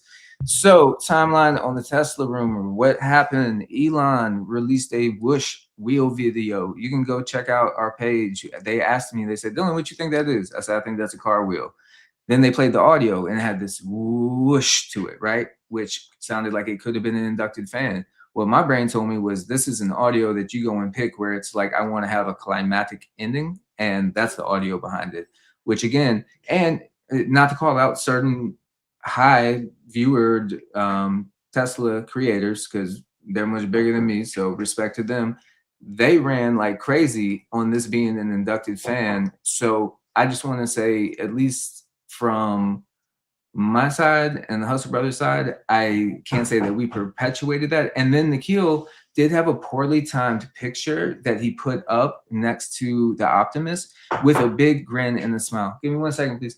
With a big grin and a smile. And I think it was very poorly timed because of when that Tesla whoosh video went out, but it was off the tail end of the UP Summit. And I think he got in some hot water with Adam for posting that picture. But when I take a step back, I don't think he was trying to pump the stock. And again, let's go to the SEC filings. Adam ain't sold a share this year. If he thought his company was overvalued, he would have been selling shares. Joe Ben been selling shares. The Joby Trust been selling shares on run-ups. My CEO hasn't been selling shares since last November. Like, everyone's been selling shares. And so yeah, I'm sorry for those that got caught up in the Tesla run-up. And if you're still holding the bag there, I hope Archer continues to prove through VTOL that they can get back to making that resistance and support.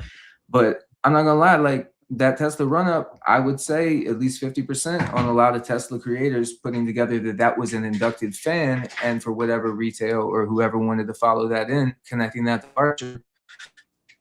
That I just don't pull. Adam never came out and was like, we're working with Tesla. So I don't know. I disagree a bit on Adam perpetuating. You think was it bad timing, a coincidence then you're saying, or was it purposeful? Well, they were at the UP Summit. They were putting PR out about the UP Summit. They never directly said anything about Tesla, like by partnering with Tesla. That's us playing the dots together. Didn't they had the logo like shining in the thing though? It was like didn't they have like it was in the car? Beside Tesla at the conference. It was. Yeah. They got to take responsibility for their actions. You know what I'm saying? You don't want to send mixed signals and stuff, but you never know. Hey, this whole part, maybe they partner down the road. It's not impossible. But if you listen to, oh gosh, sorry. I think it was either Katy Perry's or Molly O'Shea. Shout out to them both for awesome interviews with Adam. Katy Perry's, I think. Sorry, I'm losing my thought. My kiddo, I love him. Love you too. where basically Adam did say, yes, we have this property that has, the SpaceX thing next to it, which I have heard is actually in Texas. So I don't know if that's true or not. But he spoke about the Boring Company. He said that they asked him directly, is there a partnership with you and Tesla coming? And he said, no, there is nothing of I'm paraphrasing right now, but he said there's nothing of a partnership at this present time. But it's not to say that we wouldn't be up to basically help or support Elon if that was to come up. And that was well after the whole Tesla run up, and that didn't cause any crazy spike. But just to clear that up, I think it was a big mess, confusion. I don't put it all on Archer. I mean, maybe Archer could have been like, hey, we're not doing this. But if there is something in the future, then I don't think it was Archer to downplay and, to basically nix something that could come to fruition. And again, when we talk to rideshare, I'm very curious on Google if they may do any merger acquisition, and as they kind of have Waymo looking to maybe add an air taxi network into their fold of business, in the 2030s, 35s. I think Bears put too much power onto Adam Goldstein, Archer Aviation. Like, how would he be able to pull the wool over not only like major institutes like BlackRock and ARK Invest, but also pull the wool over Palantir, over United Airlines, over Stellantis, over Secretary Duffy, over Andrew Zeiss? Like, Yeah, easy Adam connections. would be a very, very Is smart it man to easy? do all that. He has connections. He's in the vicinity. Now, I'd be careful well, thank- accusing well, someone of it's- that. Well, thank God He he speaks hasn't. their language. They But- speak a different language. But thank God he does, because the biggest leading eVTOL CEO has been banging his head since 2009, and he's been through 4 different administrations with this 1.0 already being. And I'm not even trying to be political, but just in the sense of, we don't have FAA regulations to have these type of aircraft operate. So we can either have nobody having a White House presence and nobody having Secretary Duffy hand the mic to a specific company CEO at the Paris Air Show or the Paris Accord when they're announcing the EI, Five Eyes, I apologize, the whole New Zealand, UK, all that countries that got together on that. And basically giving Adam the mic to say, hey, this is the bat signal for the eVTOL network. I think one thing I look out for, and not to get political, but in the sense where Secretary Duffy, I think, has been a very big champion for the urban air mobility. And he did actually have a very, very detailed presser that came out last Thursday or Friday, and it was basically the plan to run through 2026 through 2036. So I would encourage anybody to deep dive into it. It is on Max page if you want to check it out.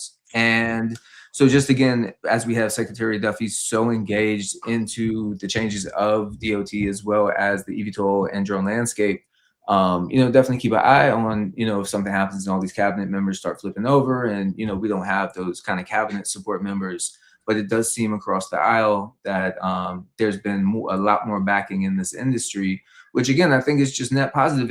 And I think one of the things that I want to say is, like, it's great to go bull bear debate on this, but if Archer doesn't succeed, like, tell me why they're not succeeding, and then tell me why the eVTOL will be a thing. It's like, yeah, go for it, Ant.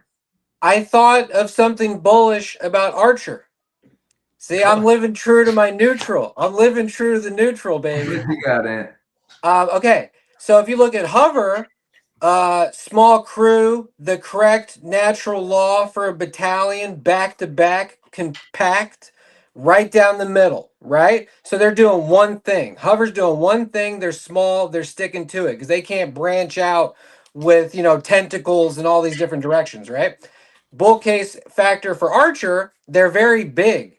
And I don't know everything about them, but I do know, military, people from here to here, this and that, different countries. So Archer is so many tentacles in so many directions. It's like that saying, if you throw something at the wall, something's going to stick, right?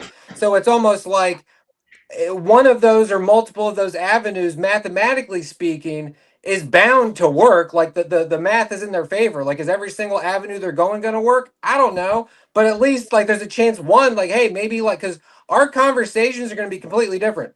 When we talk 6 months from now, completely different. When we talk a year from now, completely different. 2 years from now, completely different. We'll be around, right? But that's my thing. Like out of all the tentacles they got going out, something's bound to work, which is at least good. You know what I mean? It's not I straight off the disagree cliff. though, because their ultimate business is the aircraft. Maybe they have all these other tentacles. The airport makes money. Maybe they're selling some, stuff to Anduril or whatever. But that's not the core business. The core business is, selling these aircrafts. And I think it's going to fail ultimately is kind of the bear case scenario here. I think their design is flawed. And just like, Enron and Theranos, they seem maybe too big to fail, but it only takes one little thing that isn't working in an aerospace. If it isn't working, it can crash. And who knows what that one thing is, but that is going to be a big thing. And just because they have these other avenues of the business, well, that's fine. When they go bankrupt and liquidate, they can sell those assets. But the potential of the company is not the assets. It's the aircraft. It's not those other assets. And so when we're talking about the aircraft, well, to me, they're a little behind. They're behind Joby. What Joby's the more about obvious the winner. design? They should be. Go for it. What's your thing, Lee? So Archer Defense Daily says, how is the design flawed? Yeah. Okay. Well, someone mentioned it up before. The biggest thing is the heavy drag on the thing, and so it's gonna have very low range, and so also, like people said, what is the point of it? It's not really replacing a car if it's only traveling a short distance in the city. You have to get to the vertiport in a car, wait to get on the thing. You wait 10 minutes, whatever. You have a little boarding and stuff. All this extra time is already like driving the 30-40-minute distance in the car. Maybe if you're talking about military and other use cases. You could say the same about Horizon Aircraft. What's the difference between that's not true, because Horizon Aircraft is not looking to do these short urban air mobility. So why is it different to an airplane? Or why is it different to what? Oh, a helicopter. An airplane or a helicopter. And you're going to have to get Boeing and Airbus, who's going to give that market share up to this new company, New Horizon. Why is Horizon different to an airplane or a helicopter? Well, airplane and helicopter are two different things. So I said airplane or helicopter. Let's go after helicopter, because the airplane, it's not going to replace. Airplanes are very long distance. These are not going thousands. Just no runway. Yes. Okay. That's why we're comparing a helicopter. There's no road for a car with the Midnight. Oh, if we were doing the airplane comparison, there's only one difference. I can compare the Midnight with a car. A hover there's only one difference vertiport. between there's only one difference between a Cab X7 and an airplane. The fact that it doesn't need a runway. That's the only difference. Yeah. Right. What I'm saying is we're comparing Midnight versus a car. I can give you 100. Who's doing that? Matan said there'd be no difference. No. In the correct in the in doing a short, let's say a 10-minute flight from somewhere in New York to, or whatever, LA to LA, what is the benefit of that? Maybe only when you're flying there. It doesn't take you the last mile. That's the problem with these things. It doesn't take you where you need to be. It's just like a bus, right? You still have to get somewhere after you get to the bus station. Like you have to get to the bus station, get off, and still go somewhere. This is a much more extreme version of that. Huh? But buses still work. Bus companies still make a progression of a 3D landscape of how, again, traffic and mobility, because just like you said, Matan, we in the populated area I live in, you don't have more build out to build more highways. So again, you're operating under confined infrastructure. And so like, you said you live in the part of Miami. Me and my wife used to travel down there quite a bit. So we landed Miami International. Depending what time our flight got in, that's going to be, as you know, X amount of time to get to South Beach or X amount of time to get to South Beach. And with the business model, Archer's already prevailing with the Palm Tree group, the Palm Tree something with DJ Kygo. And then as well as that's your home area. Please look into Related Ross, Stephen Ross, the build out that they're doing now that they've already had the Cronky backing with SoFi and what that could mean for international expansion. take a look into Stephen Ross, who owns the Miami Dolphins, who owns Hard Rock, and look at, again, either what you're going to look at the mock-up or the future build out, and also take a look at Dragon City Global. So again, for me, as somebody coming to Miami who wants to have value in my time, if I'm landing in Miami International during rush hour, if I can catch a midnight, and again, that might be further down the line. You know, these again at the first use cases might be for the VIP dignitaries, but again, that's going to be basically a time traveler, a time saver, so that I can then get to my destination. And maybe you're right. Maybe I'll have to catch an Uber 1 mile to the Dream Hotel right behind the Versace mansion. You know, that might have to happen for the first. So if you're, you know, who is the end consumer here? You know, we're comparing. You said, what about buses? Sure, buses. Someone else here said subways, metros, robo-taxis still apply to the last mile. I don't know about robo-taxis. Robo-taxi can take you right where you need to go. But buses, subway, and metros still apply to last mile. Who is taking those? The lower class level of society, because your alternative is a car, and people prefer to use a car or whatever, a taxi or an Uber or whatever.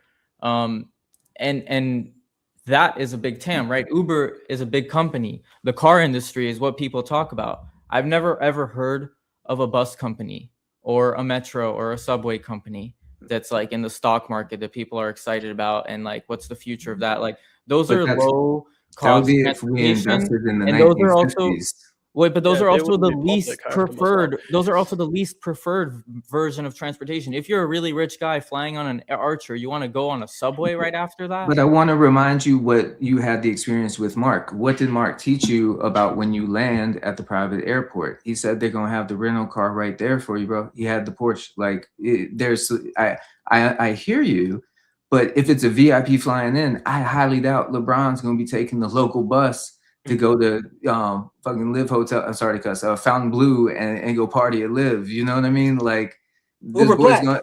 Yeah, you know what I mean? This boy. I mean, there's an ecosystem that has to develop. It's not just the aircraft. It's the infrastructure with the vertiports. It is connecting that last mile. You're absolutely correct. But again, if we're trying, it was originally a bull bear debate on Archer, and Hover has been very much put into this. Hover is a regional use case, which is in its infancy. And I hope everybody invested in Hover makes money, looks at the SEC forms, and that the partnerships come as these other companies have had to get the MOUs prior to it coming. And I know you can't liquidate an MOU book, but to a fair market value, Archer's just about as close on the bigger players, I would say, on a dollar average that in a raging bull market you could get. Going a little macro, this whole debate right now is just on, is urban air mobility with Archer the right approach? And my whole premise to why I believe what I believe is because not only I think the economics of it don't make sense to me in a city, I think it's the last. Like I said, I think Hover is better positioned because medvac, cargo, military, and all these other different avenues that I can't even think of. I remember there was someone who said there's a research report that's like not private, it's for some venture capital firm or something. There's 60 plus use cases I saw for eVTOLs. And Hover, I don't know how much of the 60 they are, but definitely they're in the 80%, whereas Archer is more in the 20%. But they haven't got a full scale model. Like, so at the same time, you can say you're 80 of them. At the same time, it's only a concept, where Archer are actually producing these at the moment. But the point is potential. That's what I'm talking about. We have a huge TAM here. We're talking about 200 million market cap when the TAM is going to 125 billion or 1 trillion by 2040. I mean, these numbers are really minuscule when we're talking about the TAM. And my point is, Hover's possible TAM is within, I don't know how much of that 1 trillion, but they're serving all the use cases. And, you know, I don't know how much of that use case is urban air mobility, but I think whatever it is last in line. And it's also like a lot less, like, I don't know how much money that can really make. Like military government is willing to spend extra money.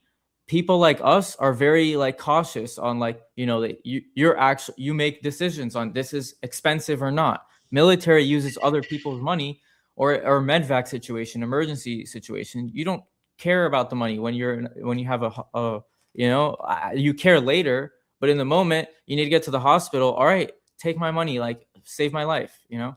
Liam has had a great. I'm Yeah. sorry. I was just gonna say on the cost per mile and stuff, and where you talk about, you know, truly the commercial air taxi being the last one to really show profitable liquidity coming out. You know, not to I forget the word, but basically Liam has a breakdown on video of literally cost per mile.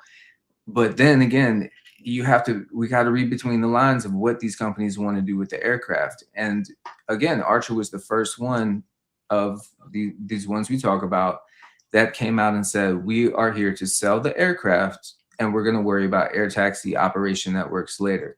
There were still other companies that said, hey, no, we're holding on to everything and we need to own and operate and do this and that. And it's like, okay, well, you've built the aircraft.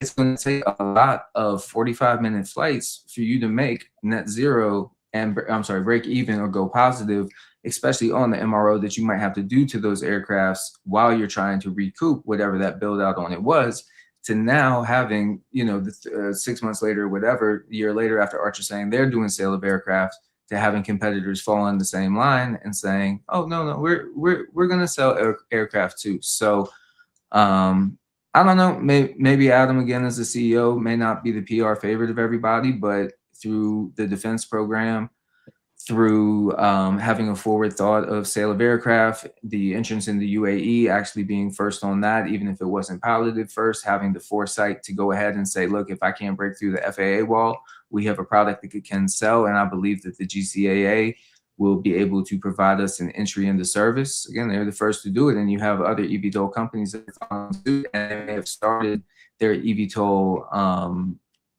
business campaign, build, design, whatever years previous to Archer. But I would say over 20, I'll let you in right quick, Anthony. I would say in 2025, if we look back at any of the eVTOL companies, look at the strides that all of these companies have made. I personally, to the share prices I've bought at, any share that I bought in my eVTOL company this year, I bought with confidence in a long-term vision. Sure, are there times when it's like, oh, the stock was 10 and could have pulled back to, you know, but I don't know that's going to happen. You know, it could have been a confirmed VTOL, it's something else. But I'm also, you know, comfortable accumulating the shares as we continue to push forward to see, again, through fruition, because, again, we're going to have the Canaries through the UAE and through leading up to LA 2028 on if this is going to be a viable, low serviced commercial air taxi network in select cities. And also we'll get the EIPP info. If Miami and LA are selected, we know that's prime spots for Archer. I'm also curious if maybe Ohio will be selected just because of their general, a little bit more kind of open, not as populated landscape. And then also having Joby with the manufacturing there. And then I think there's a lot of other, Ohio's kind of like this defense, like, state that not everybody always thinks about, but you have a lot of those government contractors that do work in the state of Ohio. So I don't know that, you know, you have, I think with each individual company, Joby doing piloted flights in Dubai, Archer actually getting a midnight aircraft piloted in the air, Hover continuing to push forward in their build out of their Cavarette. Sorry, I'm going to say that word wrong. You know, it's always easy to be like, man, if I was in quantum this year, that would be a 5x, 5Z. But I don't know. I think in this time, I'm continuing to learn as much as I can about the individual company I'm invested in, and also track that to the successes and failures that other companies are having. And just because another company may have started earlier and they're pushing out their product, but having test fails and ultimately having to start over and do redesigns in 2022, even though if they're touted for having the most flight miles, if you're just banging your head against the FAA, but you got a plane that can get to the air, yeah, no doubt you're going to have the most flight miles. I doubt that anybody's ever going to pass a certain company and test flight miles. But then you have that actually can counter to that. Go listen to their first quarterly earnings call, and they talk about how they got the most nautical miles flown. But of course, then you're going to hear the debate that some are CTOL, some are VTOL. So it's like you're going to always have people that are going to pick at that eVTOL company that either they don't like or they're not invested in. But I do think at the end of the day, like it's not going to be an all or bust. It's going to be a 3 to 5 or bust, but it's going to be a 3 to 5 or nothing bust. Like if we can't get through FAA, if we can't prove out in GCAA, and if this goes beyond 2028 and there's nothing coming to fruition, because again, Joby, they're not operating S4s. They're just basically operating Blade, who is doing traditional helis. And then again, we can look at the general TAM on what traditional helicopters as those phase out, and all that for additional, basically as the helicopters turn over, if the eVTOLs are the aircraft. And then again, it's a race to manufacturing and who can be the first one to pump out the 500 plus a year, because then you're going to be able to fulfill your orders. And then again, maybe it won't come down as much to performance. It's about, hey, I can actually get an aircraft from this company. And again, the speed and range is exactly what we need. And that's where the manufacturing race does come into it. So if you're then able to fulfill your orders, you're able to get more revenue. You get more revenue, you can create more manufacturing facilities, and therefore you're able to produce more. And that way you just suffocate your competition. Why do you think the Wright brothers beat government? Do you already know the answer, or is this rhetorical, or do you already know? Well, I'm asking you. Yeah, I don't know. Tom Muniz came over from Kitty Hawk, so name drop. He's our chief test engineer. But tell me more about Kitty Hawk. Yeah, what happened with the Wright brothers? No, my answer is simple. They spent a lot of money, the government, trying to put a bunch of brilliant people versus these people did it in their garage, small, lean, with passion, knew what they're doing. But how many companies have been smart, lean, passionate about the industry, the best in the sector? Lithium were, and they got crushed. Were they small and lean? No. The reason they got bankrupt is because they were not lean. But they were the best. They were the best by far. Fine. Engineering. Fair enough.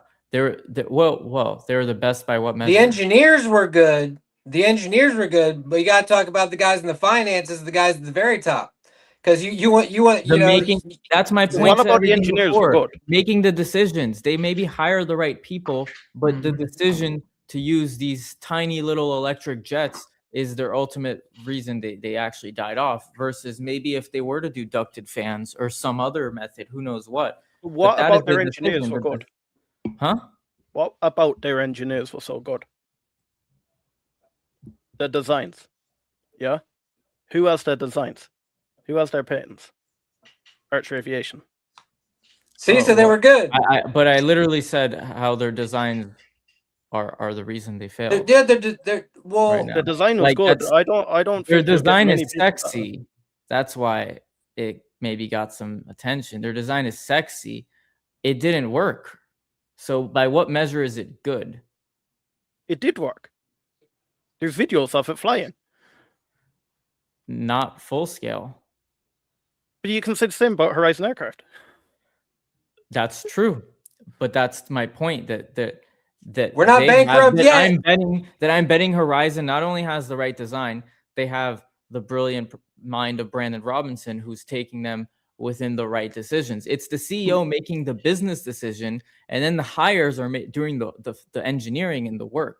But it's the decision to do fan in wing versus open rotor. That is a huge business decision that completely changes the. But Matan, you ask Mark, how hard is it for Archer to replicate just that in-wing design? It's only to do with the angle. Fair enough. So Archer tomorrow. Fair enough. Brandon said it himself. Fair enough. And to my point, then, who's to say that Archer will pivot to that? They will only pivot once it's too late and it's obvious. Like right now, it's obvious. To one of the comments earlier said, everyone's going from electric to hybrid, and then they will go back to electric in like 10 years. Everyone's going to hybrid now. Brandon Robinson had the foresight to do hybrid from the very beginning rather than Archer making all these mistakes and now going to hybrid. But they haven't Was it- pivoted. was it- They're was it still Once going fan with and Trey. wing, or was if it fan and pulled wing back? is the obvious decision and it becomes standard, Archer will maybe then pivot and do fan and wing. But We hover's don't know. already there, and we But- don't know. But our bet is that hover is the standard. But It's a with good thing they everybody- got the patented, canards too. It's all good, and it's fine. Like, we're gonna have this conversation in the future, and if years from now Archer's flying around, looking identical to hover, then yeah, so be it. Like, I'm not too worried about it. But you did say something earlier, Liam. Since we're having this debate, you said, but they don't have a full scale. The only two things people say about them is they don't have partnership and they only have the half scale. Now, obviously, the partnerships would come if they had the full scale, like, obviously, right? So let's just say, I just want to know a yes or no answer from both of you guys, Dylan and Liam. Yes or no answer. It's got wheels. They're putting a PT6. It pushes. It's got wings. Fan and wing design to go up, and we're good. Do you guys, yes or no? Do you guys think that they are going to be able to build a full scale? I would have to say it depends on the cash, but what I want to bring back is to Archer, where again, when they had Maker, that was at 80% to scale design. They did shift because they didn't feel that a sub 4,000 pound aircraft was going to be able to basically do the payload. So I think again, what I'm hearing is just a little bit of splitting hairs where, okay, Brandon could have this genius idea, but he didn't go through the trenches that Joe Ben went through in 09, 2010 through 15, having to fail and learn and be at those conferences and bang his head against the table. And I'm not saying he had some cheat sheet to come into the industry, but the later you come in as a player, you're able to see in certain ways what does and doesn't work. And just one other thing I'd like to say real quick is I think one CEO, if we're talking about CEOs, I think one person that we've neglected to talk about is a Mr. Kyle Clark. That man, to me, he's got the charisma and he's got the size that he could beat up Adam, and he's got the smarts and the engineering that he could like go toe to toe with Joe Ben. And say what you will with him against Brandon. Against Brandon. But I think Kyle Clark is an amazing addition, CEO to the eVTOL space as well. So I think Beta, just really quick, I think after IPO lockup, it'll be interesting to see because it has a very short float, but yada yada. But yeah. I'm a simple guy. So you want a yes Brandon or no? Robinson has said we have enough money to build the full scale. He has said that. So let's just package that into one concept, right? So partnerships aside, that comes when we build it. Finances aside, because he said they can do it, right, with what they got. So yes or no answers. Do you guys think that they can build the full scale? The full scale demonstrator, yes. So your answer is a yes. The demonstrator, I don't believe. No, look, mass 42-foot manufacture- wingspan, 6,000 pounds. without dilution. I don't actually believe they'll get that now. No, but okay. So your answer is no, because Brandon Robinson has said we have enough money in the runway to build the full scale demonstrator. He has said this about a dozen times. So you're saying you don't think they can do it? I don't think they can do that without diluting. No. And let's I even don't think cash let's is even a give a little problem. cushion. What if they got to dilute a couple million Anthony, bucks, forget 2 this million? question. Forget this question. Cash is not a problem. We're not concerned of that. Maybe if they are, fine, whatever.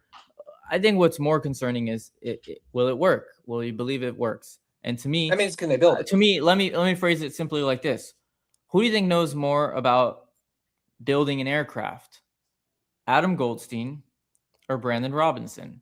But To do me, you the want your answer- CEO on the floor working as an engineer, or do you want them actually running the business? Yes, while I the want an CEO 's Elon doing the Musk work? type CEO that's not only Elon can do Musk the does not engineering, do You're not that. going- Elon but Musk he's a done that business- once for a PR stunt. That is not what Elon Musk does. Actually, Elon is in an an engineer, bro. organization, He is an in an engineer. He thinks from organization, the first guy at the principle. top should be able to do every job below him, and Yep. every person above a division should be able to know and do every job under them, because A, It's a they have to know beautiful- if it's being done right, and B, that's the definition of a team, knowing what the other teammates are doing, and you can predict their movements.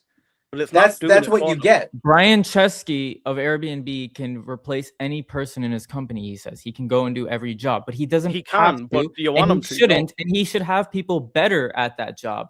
He just has, my point to Brandon Robinson, he has a breadth of knowledge on all these things, and he can apply that to making the big decisions, not Top actually G. building He's a it. top G. Elon Musk doesn't need to build the rockets, to that guy's point. Yes, he doesn't build the rockets, but he makes the decisions. He knows what needs to be done. Like, have you seen him talk about the stuff? He knows what the hell he's talking about. You can have Allen Iverson on the team, who's my favorite player, and you can see it behind me, and he can score 40, 50 points a game. He can step over Tyronn Lue, and he can win game one. But sometimes when you got to go up against the Lakers in a 7-game series, you need a Phil Jackson at the helm, and then you need somebody that knows how to pass the ball too. I don't know any basketball stuff, to be honest, but what I do know is a lot of coaches aren't past players, right? Some of the worst coaches, no, actually some of the best players. That's why MJ don't coach, because some of the best players can't pass on that knowledge. But I think we're talking about two different things. Doesn't coach; he owned the whole basketball team. Anyway, but he drafted Kwame Brown. So, anyways, we'll divert to sports later. But my point being is, you don't like Adam because he's a venture capitalist CEO that doesn't come from an aerospace background. That's what I'm hearing, and that's cool, man. But none of us here come from aerospace background. But the reason I don't talking about this, if we go on that principle. True. Well, the reason yes, I agree with you, Dylan. But the reason I don't like that is because it makes his decisions different, and ultimately, I think he's not making the right business decisions.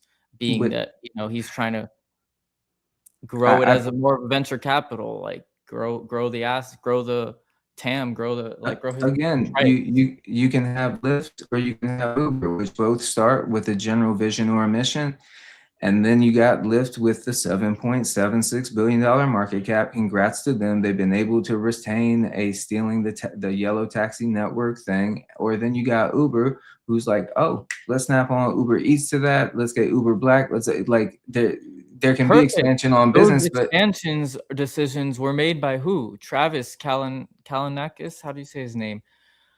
Uber started the industry. Lyft was a copycat. Hence, they just copy. They can't innovate and make new and make the right business. You're saying Lyft couldn't say, oh, I want to have Lyft Eats if we had the capital and we could actually make the connections, and somehow that Uber is anyway. So if that's fine, disagreement. I'm not saying that they can't do that. I'm saying it's different that they're a copycat versus the ones doing it first. And and the hybrid decision that Brandon's doing, the fan and wing, all these are first, and then maybe you'll have everyone copy them. Well, we can say about Elon Musk as well. So do you think Elon Musk's on the floor in X? I agree he's a good CEO of X, but is he on the floor in X, going around doing every job? Well, X he doesn't need to. He bought X for a different reason. Adam doesn't. He bought X for a different reason. And what is he doing with X? He's making the big business decisions. He's not doing the stuff, right? He's turning X to having all the extra stuff you have in X. Now you have Grok, XAI. You have right. He turned it into like the Clubhouse. Now there's a Clubhouse version on X. These are decisions of what to do. He's not writing the code, right? Just like Sam Altman isn't writing the code, like the guy said. So he's not the engineer. Sam Altman. So you don't want him to do that. You want him to make the big business decisions to make money, because at the end of the day, we're investing to make money, and that's why I prefer a businessman doing it than someone. It's like we're comparing players. It's like this guy can shoot, this guy can slam dunk. They all have skill sets differently.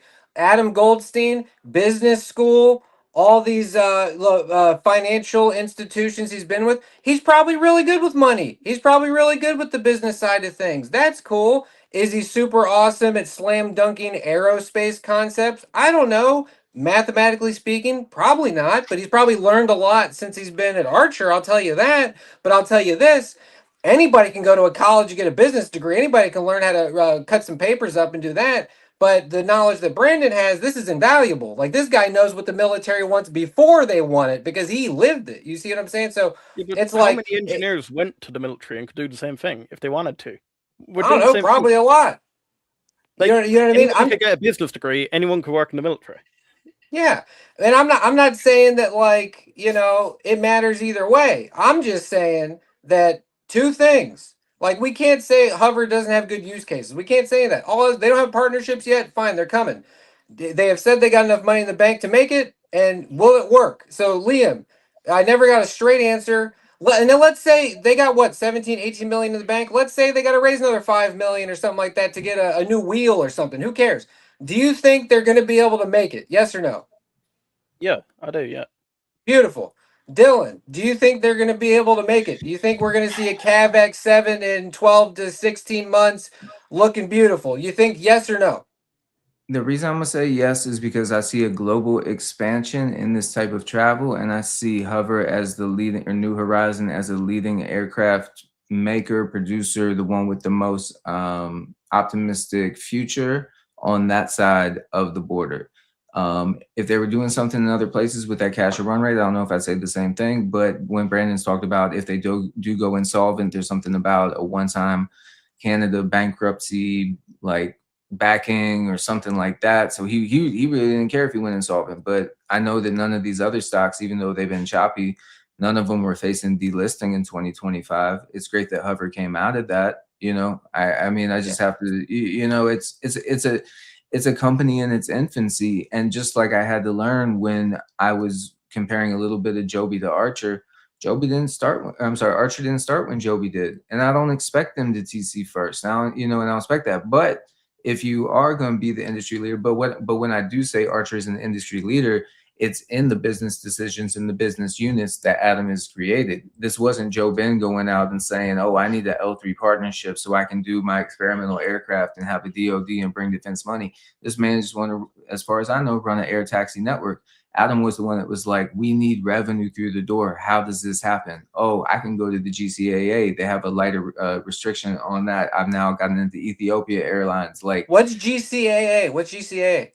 Yeah, sure. So it's the FAA version of the UAE. They're pretty close aligned, and the good thing about getting some runway or getting some flight, Joby or Archer, any of them, is the shared flight data. So basically, that can translate back to the FAA and hopefully prove out again the safety protocols that have taken place. And again, with Archer, if they need to be 6 months slower so that they're performing with a safe aircraft, like I'm cool with that. It's something that I wouldn't want them to risk. And Adam has said since easily last summer, where he's like, safety comes first, and I'm not putting a pilot in the seat until I feel like it's safe. And I'm not trying to beat the dead horse, but we've seen other aircraft companies in this space where that was not, for whatever reasons, the outcome was different. So if we started 2022 fresh slate, accidents at zero, again, other companies can claim top flight mileage because they've been in the game longer, and Archer's never going to catch that test mileage, and that's fine. But that same company's selling it at a 15-to-1 price to book ratio. So again, if you have a long-term vision on this, and if you see Joby being valued at 150 billion, then that's your 10x. I don't know if I see that coming in the near future. Do I see an opportunity through different income avenues and revenue avenues for Archer to? And again, I tell Liam this all the time. Archer's at $8 right now. Any shares I buy, if Archer ends the year next year at $10, that's 20% that you've made on a speculative stock with a whole lot of beta. Like, I know we don't want islands and you retire early and all that. But you can get the multiples. It's going to be through execution, and that basically is what's going to propel this network to basically have a cascading effect and become a true UAM network. And all these use cases, hypothetical or real, are going to have to get proven out. I mean, Joby, they weren't even able to get the blade. They weren't able to get the kidney part off blade when that acquisition happened. So it's like they got that. So Joby's technically the first one with revenue through the acquisition of blade that was brought in on the last quarter. But if you're be the industry leader, do it right, hopefully. You can't deny, though. We can't act like Brandon Robinson's just some farm boy hanging out in front of the oddly painted hangar, it's like if you listen to the guy talk, he's talking about investment bankers like sharks coming after him, and they're not taking bad deals because they know it's good. It's like if you're Well, desperate, he's not saying though that that Brandon Robinson and Hover are he's not. We're talking about Archer though. He's not saying that Yeah, we're not going down. anti Yeah, no, it, right. right? no, Yeah. no, no, no, no, no, no, no. I'm sorry, I explained. This is what I meant earlier. I forget who said it. Somebody said when we were comparing CEOs, and it was Yeah. like, it was like, but Brandon has all this experience, and then there was a rebuttal about that, and then I said the whole thing about it's not very difficult to get a bachelor's degree in some business. Like it's easy. You know what I mean? That's my point. It's not like we can't deny like the guy's a sharp dude. Like if the way he's like the investment bankers are coming, they're trying to give us a bad deal, then they're going to short the stock and get all their money and stuff like that. But it's like I they don't think it's just a business degree is where Adam is where he is. Like he, No, of like course not. yeah, like they all obviously have high aptitude and probably high IQs, and they're all very intelligent people. Notice how it says neutral down there. You know what I mean? Like I like what Dylan was saying earlier. How and I noticed that the other day myself because I was thinking about it, and I was like, I like how they are making it known. Like, yeah, we do have batteries, and sure, it might not work great in these cold areas all the time, stuff like that, but we'll be 365 days a year in Miami, minus hurricanes and lots of rain and whatever. But like, so I do see that they're navigating. Like, there are some solutions to what they're talking about and stuff like that. And but I just wanted to point that out. Like, it's like we're comparing. See, yeah, it's like saying who's better. Magic Johnson or Jordan or something. It's like whatever. Like they're both cool. Like obviously he's turned Archer into what he's turned it into. It's almost like once you expand, you don't want to explode from the expansion. Like you don't want it to be just like a dumpster fire. If you expand, you have to channel that expansion into productivity and actually getting there. You know what I mean? So like we're halfway there, like they've expanded and stuff. If they could channel it all and get it through. I like Hover's design better because you can run it more weather and less moving parts and stuff like that. But like I'm not like anti like, I did learn from you guys, I think, that Joby's theirs is this way, but then like Archer's theirs has to move more. So that's why like Joby's design is a little bit more like in stone a little bit and acceptable and workable. And then like there's a lot of debates about the drag with the back and all that kind of stuff. You know what I mean? So like yeah, I just thought that was interesting. That's my two. Now you guys can duke it out some more. No, just real quick thing when you mentioned the basketball thing, and for you, Anthony, you might get into this from manage. It's like if you don't have Dr. J, do you get the skyhook, and all this progression. So it's like if you didn't have Magic, would you get Mike and the way that he played? And if you didn't have LeBron growing up watching Mike, or Kobe, even if you didn't have Kobe growing up watching Mike, would you get the same Kobe they get now? So just in that sense of hopefully as these companies continue to go forward, and whether it's even like for the companies that are smaller, like the Supernals, I got like 3 aerospace companies that are like 20 minutes south of me in Virginia, they're not on the they're just underspoke about, and probably at the end of the day they'll be acquired, or they're not going to make it to the mainframe and to this final stage of what we're going to end up seeing as the consumers on that level. But yeah, it's I think with the Archer, it was the debate between the 2 versus 4 rotor blades, and it was confirmed on the last, if not last, quarterly call. Sorry, to mix them up in my head. Everybody was concerned about this redesign. To me, I take more of the rotors, the aft props, more into like a SDC. So basically, you're not changing the airframe. It's still it's still going to look the same. And they've already shown the videos from the UAE where they're actually using the 4 prop to get the plane vertically into the air. So, I think what we can do is look and see what these companies put out. And if Archer was putting out no PR, I'd have no clue what they were doing. So in some ways I have to appreciate, as much as it may, sicken others, to see Archer videos every day or every other day. I'm getting an insight into what's going on at the company and how that prop blade change truly made, and how far are we in the UAE unpiloted test phase, and that test phase campaign. but yeah, I think it's again one where I usually try to say like we can all be divided in the eVTOL company that we like love in our hearts the most, but I don't know if us as investors are so divided on this, like what do we think the regular population that has never heard of this and is not invested in this is like gonna do once it's an eVTOL out? Like I don't know.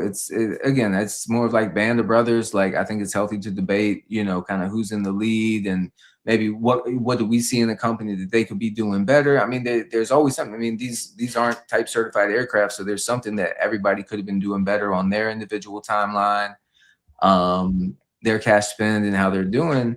But again, if we're looking at this as an emerging industry, this industry isn't here yet. So if we track it back to like the railroads and stuff, you know, if you were there to invest in the Amtrak or CCX, whatever it would be, that random year 1950, you probably would have saw your growth year of returns, as opposed to now it's, you know, bring you probably a 2% or, you know, year over year. Should have or sold. whatever. No, but that's because that's just how every new technology happens. It's an S curve, right? Mhm. It's already fully adapted, and then now it's just stagnant, right? But it's already adapted. Car industries in an S curve, it's already adapted. Now it's EV industries that everyone talks about, right? Ford and all these other companies are down for the most part, like stagnant, right? They're not growing. Every new technology, and this is a new technology, and we are in the beginning of the S curve, and we're riding the wave. The big bet here is, you know, like just like all these technologies when they started, there were a ton of airline companies, a ton of car companies, and now there's just a handful. Like there are multiple, there's not a monopoly necessarily, but there's really a handful. And that's where we are with this, I think. It's just going to consolidate to just a handful of companies. Mhm. And Adam Goldstein said it himself, actually. Like there's tons of companies, but I heard him, Mhm. he said on an interview, you know, in 10, 20 years, there's really only going to be like 3 to 5 companies that are actually going to be If even operating. that long. Yeah. Yeah. Yeah. So, No, I no, mean, you're right. and you know what? It's very likely, to Archer's defense, it's very likely that them and Joby are going to be one of those 3 to 5 because, you know, they're already at the top. They're already the biggest, and, you know, they can pivot easily and keep going. You know, my big bet here is I think Hover's doing it right. I like everything I see. They're small. They have 100x potential. I don't see 100x with these other ones. Maybe a 10x, which is also good. But you know, as a young guy, as a long-term investor, I'm looking for my next 100xer, not That's a fair.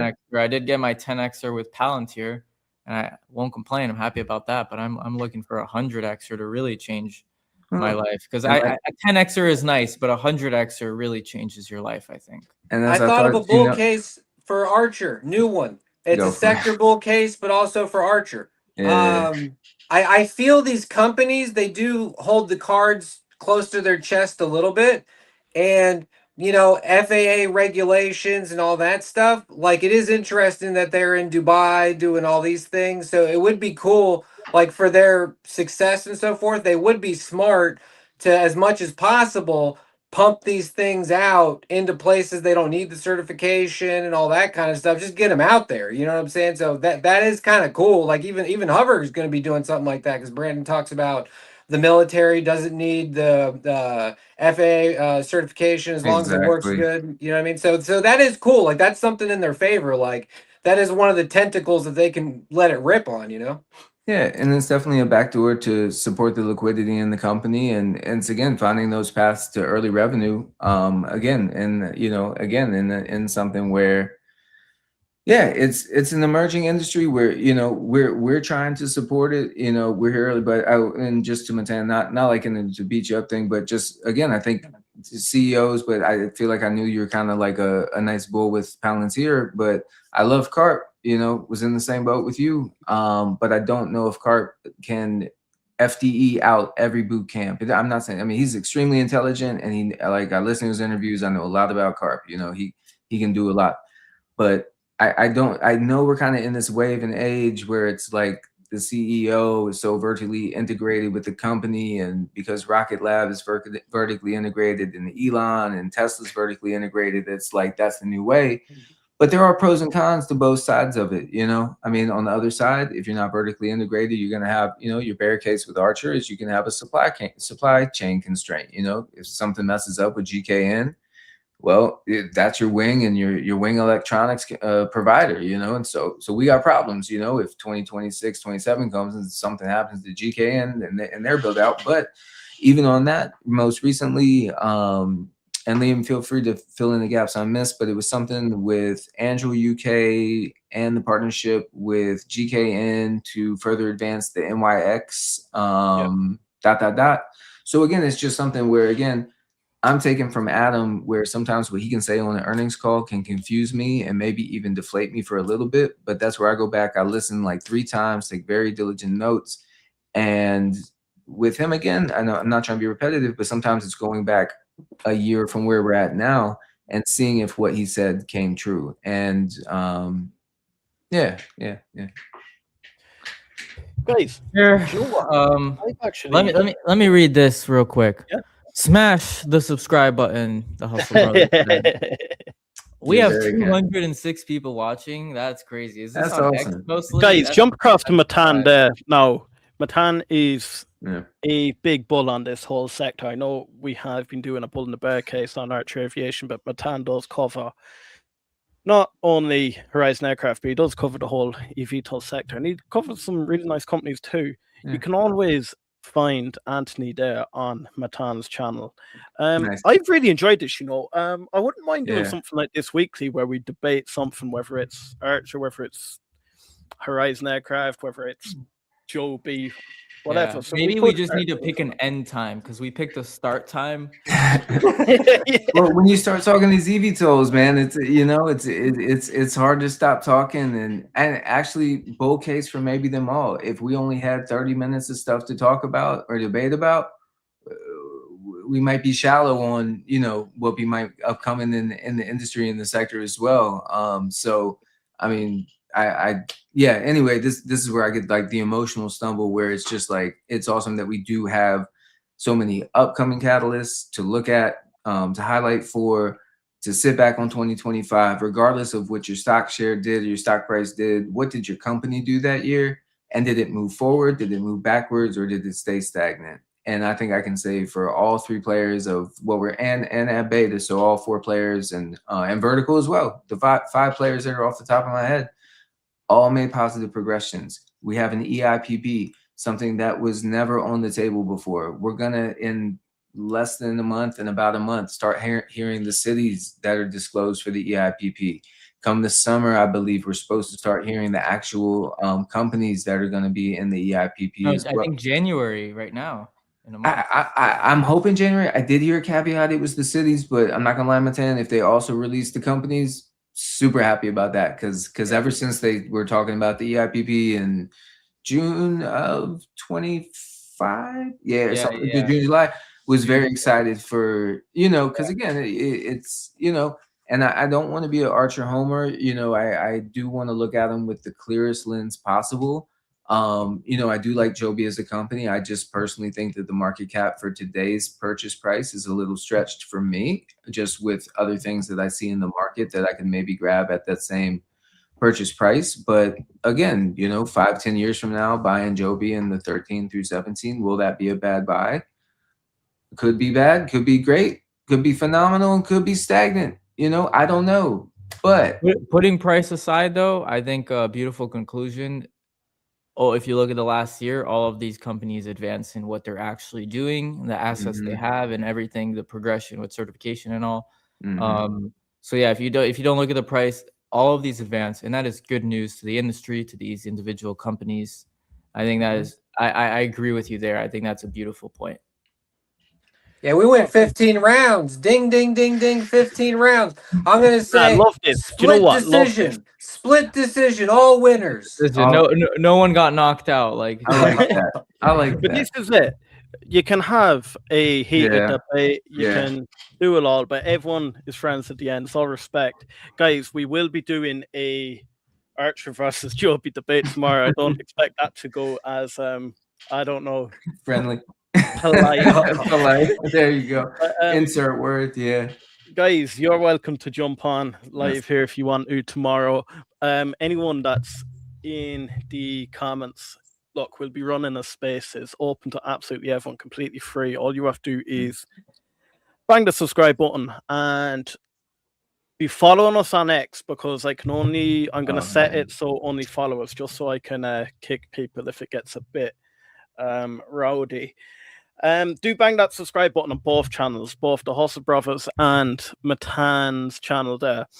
I am going to do a giveaway here. I'll do it as we speak, because if not, I'll forget about my guys. Look, I want to say a big thank you to both Matan and Anthony. Absolutely. You were brave coming on to a channel. We have 210 people watching us at the moment. That is heavily invested in Archer Aviation and coming on as bears. Ye put yourself across very, very well. I want to thank you for coming on, having a debate. Matan, do you want to give any shout out to your viewers there at the moment?